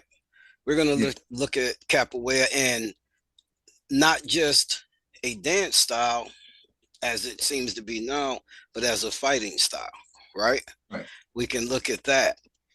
But again, when you even look at that, then you're going to be talking about more South America, which from research, we know that wasn't but a couple boat stops away from when they brought us here to these shores. Yeah. So I would say it was more of a, what they would have called the Afro-Latino influence is there. Okay. I would say it's more of that because of those cultures. You know what I mean? And I think too, people are probably getting more caught up in, dare I say it, the light skin, dark skin aspect of it. Because we got some Latin people that's darker than a trillion midnights, but they still Latin. You see what I'm saying? They still Latin. We see that places like Brazil. We can even see that in places like Mexico. Hell, you can see that in places like India. You dig what I'm saying? So I think that their influence is, it's not the same as the Black influence on it. Because we can look at, before it became, we'll say the 80s, we'll go with the 80s because that's when breakdancing was extremely popular. Right. We look at the 80s, we have to go, let's go back just a little bit before the 80s, and we look at the pop lockers that were over in California.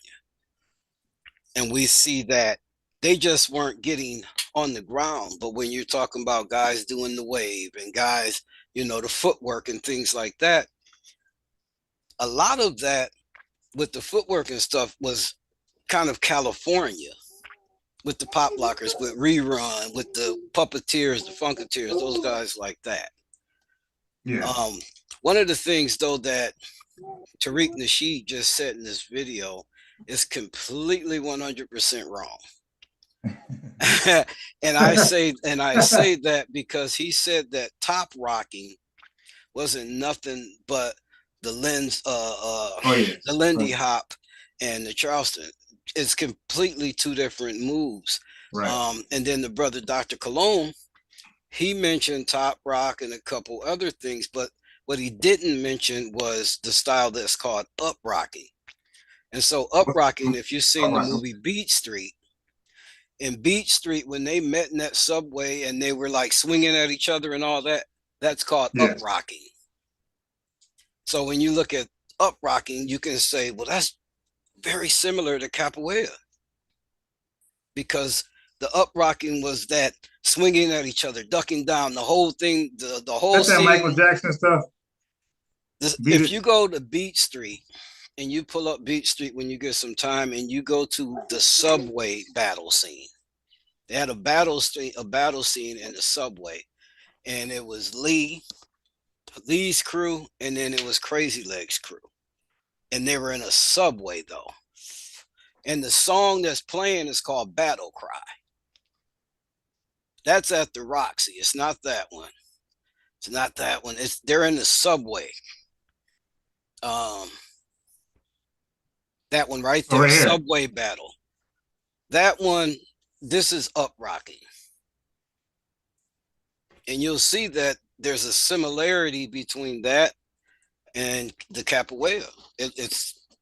It's one and the same, essentially, except you have a beat behind it. Of course, they got to take a commercial break. That's how you get paid. Hi. Oh, and then sorry, I'm gonna go slow, and then the commercial.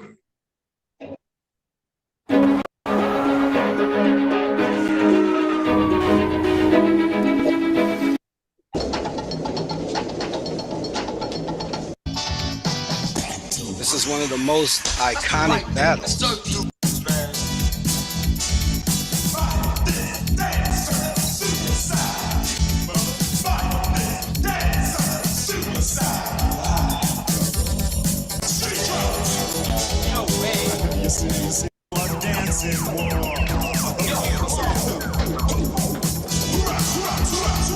That style they're doing now, that's up rocking.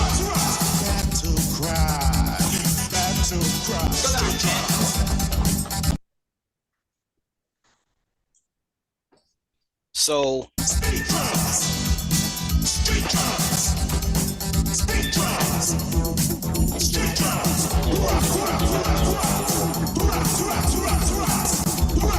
but when they're swinging at each other right there, that's called up rocking.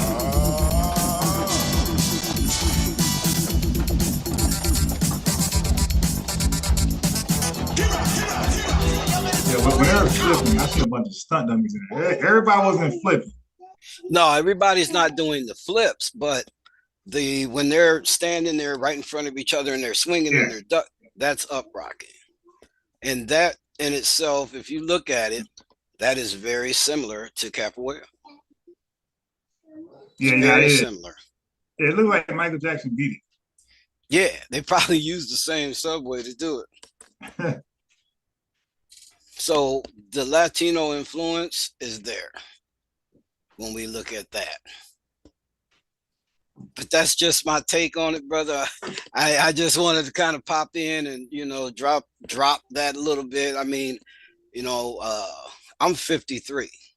So when the breakdancing and all that was going on, I was a kid meeting downtown Ann Arbor on the diag of the University of Michigan's campus, be about 20 of us, and all we did was breakdance all day and teach each other moves all day long and go see Beat Street. Wait, what year was that? 84. What year was that? No, 1984. Okay. And then you had the movie Breaking. Yeah. So the whole wave in the turbo brought in. Yeah, that's what I remember. That was us. Yeah, that was exclusive. This one I don't remember, but that one I remember. Yeah, Beat Street, you got to check that out. That is I'm familiar with the name. I just don't remember watching. I'm sure I probably did. I just don't remember. Oh yeah, Turbo is the one I remember. Yeah, Turbo is in Breaking, but Beat Street. So Breaking is the West Coast, and then you had this on the East. Okay. You see what I'm saying? So in Breaking, you had Ozone, who was doing a lot of popping and locking. And Turbo was waving and moonwalking and doing all that shit. But that's when I remember. Yeah, on the East, you had this type of hip hop. And we were doing both because I'm in the Midwest. So you said Breaking is West Coast? Yeah, Breaking is the West. That's the California breakdancing movie. Yeah, I'm gonna go back and watch these.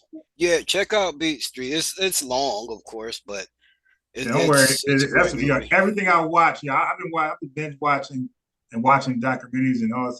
I mean, for 2 weeks. So that's for me, I'm a student at the same time. I'm actually in school for cybersecurity. But like I said, I saw your title and was like, let me go check this out, man.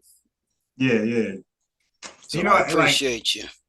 Oh yeah, definitely. And I'm updating this because more interviews, people are talking, so I'm continuously updating and talking about this. Okay. But also I've been talking about the record industry, period. Right. Okay. Contracts and producer, like for example, like I just went over Scott Storch because I always heard his name, but I never seen him before, and I never knew what beats he was responsible for. And until today, I just like, you know what? Let me just YouTube this guy. Not yesterday. So let me YouTube this guy and find out his story, like how he get introduced into hip hop and producing. And so because a lot of people don't know he played with the Roots. Yeah, I said that. Yep, and he's responsible for that Roots with Erykah Badu on the beat because on the hook because he said it was supposed to be Jill Scott. Yep. I think it was Jill, but for the video, they did. Erykah Badu. No. He said Jill Scott. He said the Roots wanted Erykah Badu. They didn't want Jill Scott. So he said he took her off completely and she said she was upset with him, and he put Erykah Badu. Yeah, because I remember the vocal. That's definitely Erykah Badu. Yeah, it is actually. Yeah, it is. So again, I appreciate you, man, for letting me. Oh yeah, I appreciate you for hopping on. I'm gonna go ahead, subscribe, and share it on my channel as well, man. I appreciate you. Yes, you have a good night, bro. Thanks for dropping in, man. You have a good night too. Peace. Peace. All right, so King OT says actually called Just Rocking. You're right. I wrote that down. I got Dr. Derek Cologne said rock dance. He said Latin breakdown. Yes, thank you. But let me finish reading King OT. King OT says actually called Just Rocking or rock. Yeah. He called it rock dance. Dr. Derek Cologne. He said and later labeled up rock. Oh, okay. Yeah, because I was gonna say that because this was after breakdancing like got huge, right? Because the movie came because it's huge. So I was gonna say, couldn't up rocking be an extension of right? So he says kind of like b-boy to breakdance, but kudos for highlighting this dance. This was the father to breakdancing. He says breaking was a popping and locking movie. Beat Street was the real b-boy film. Okay, so let me write that down. So because I'm glad you educated me. So when I watch these movies, when I go back and watch them, I know what I'm looking for and how to differentiate. B Street B-boy. Okay. Yes. But essentially he did agree because he said Afro Latino and I was gonna say, really, you're saying Latino, like Afro Latino, it's still Latino.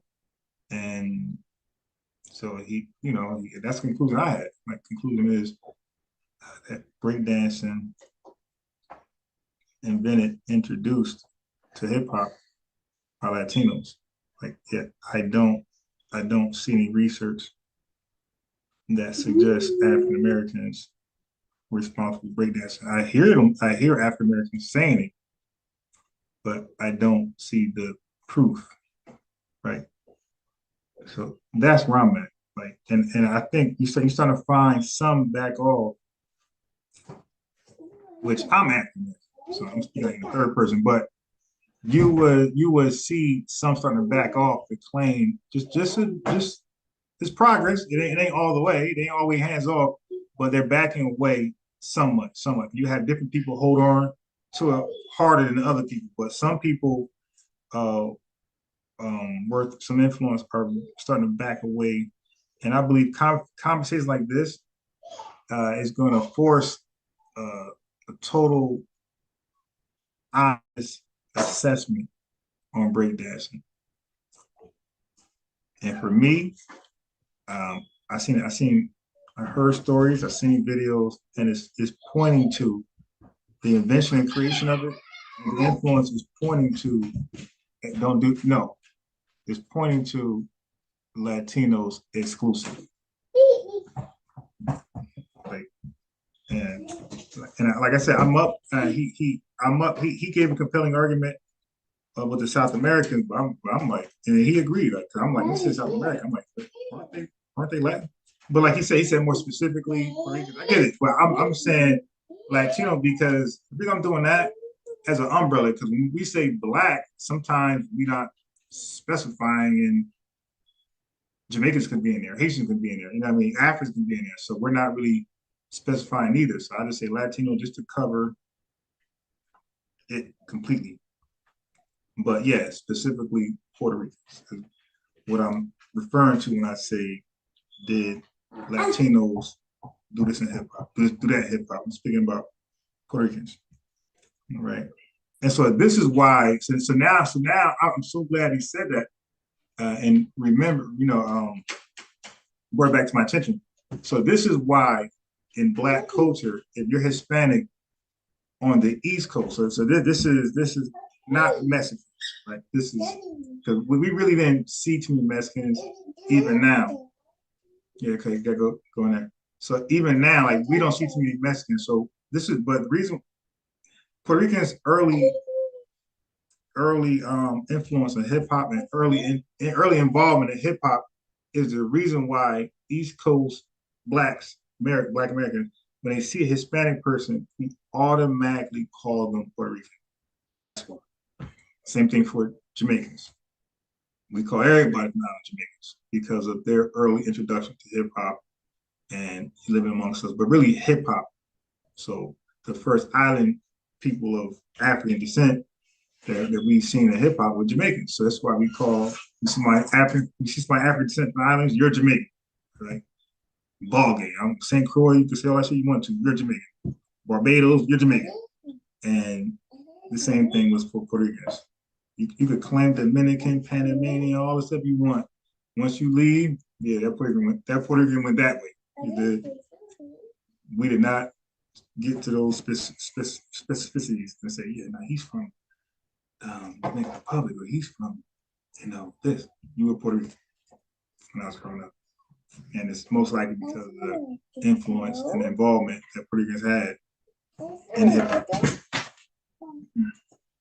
Because like people say, hip hop is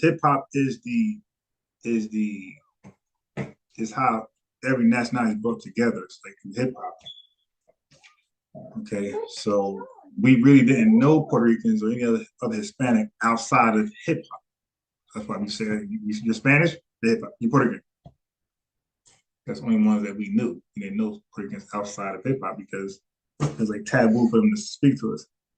I remember. So now some of the stories you're going to hear from Lord Jamar and other people when they talk about the racism from Puerto Ricans who are not in hip hop is going to be true.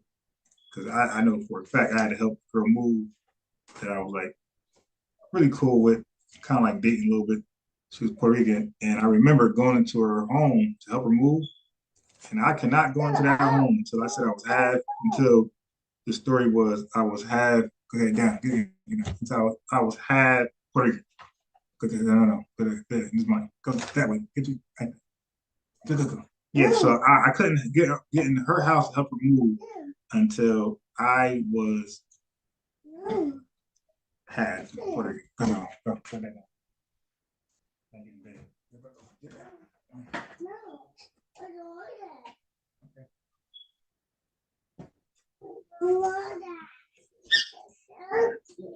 Yeah, so I had to say I was half Puerto Rican in order to get in the house. I was not allowed in that house as a Black American. So, so a lot of that stuff was there. A lot of racism was there. But that doesn't take away the involvement. And even like to a degree, white Americans, or any white people here, like Scott Storch, are hip hop, and they also contribute, right, in their own right, things they brought. So a lot of races contribute to hip hop, and it's the reason why it is what it is today. Okay, but again, like that's definitely a different argument from being in the beginning, creating or starting it off. Because when you say created, like that word can be played with an argument, because when you think of creation or created, you think of something finished, like a finished product. So you can't have something created when it's constantly growing and evolving and being created. So that's why I don't really argue the word created, like Black Americans created hip hop. I think that's not scholarly the correct words, I would say, because that means it's done. I would say, I think the argument should be who started it. Okay, so I believe Black Americans started it. They didn't finish it. I think all the other nationalities that was involved in hip hop contributed however they could and got into that. So you can even look at the Japanese from Japan who's breakdancing and took it to the Olympics on another level. Like that's hip hop. Like they helped create hip hop. They helped in how, because they did it in Japan. So watching Japan, neighboring countries, seeing it, and what the hell is that? So we didn't do that. They did it. So they helped to create, to involve hip hop, and then they added to it. Like their breakdancing is on another level. So that's called creation. Like it ain't like they took what we did, or ain't like they took what the Puerto Ricans did and just mocked it and just replicated it. Nah, they added their own stuff in there, which made them like damn the best at it. So it went from Puerto Ricans to everybody else trying it and being good at it, and then the Japanese. I'm sure other races tried it, dibble dabble, but the Japanese really said, you know what, this is our baby now, and you want it, come get it. Okay. Yeah. So yeah, it's my pool. That's great. So thumbnails and titles do work. So like I said, remember, like my titles be just nothing. Just don't mean nothing. I said, let me start taking this more serious and try to build it back up where I had it before the old channel got deleted, that I got back. The problem is it got deleted, but now it's back 3 years later. It's like a shell. Like nobody, it says all these subscribers, but nobody's there. Like this, nobody get a notification. Nobody probably unsubscribe. So that's over. And that's like in my YouTube. I get a channel popping. Somehow I'm disconnected from it, and I try to go back and I lose all that momentum. Basically, I start over like I'm doing that. So this is why you see me go so consistent in the morning. I was trying to be consistent, but now that I'm working, that morning stuff is out the door, and you'll see me come on around this time during the weekdays. So with that being said, man, we out, and we're gonna start this tomorrow. But among other things, I got my Negro videos, the police pullovers. I got a bunch of those coming up. Funny as hell. All right. So anyway, peace.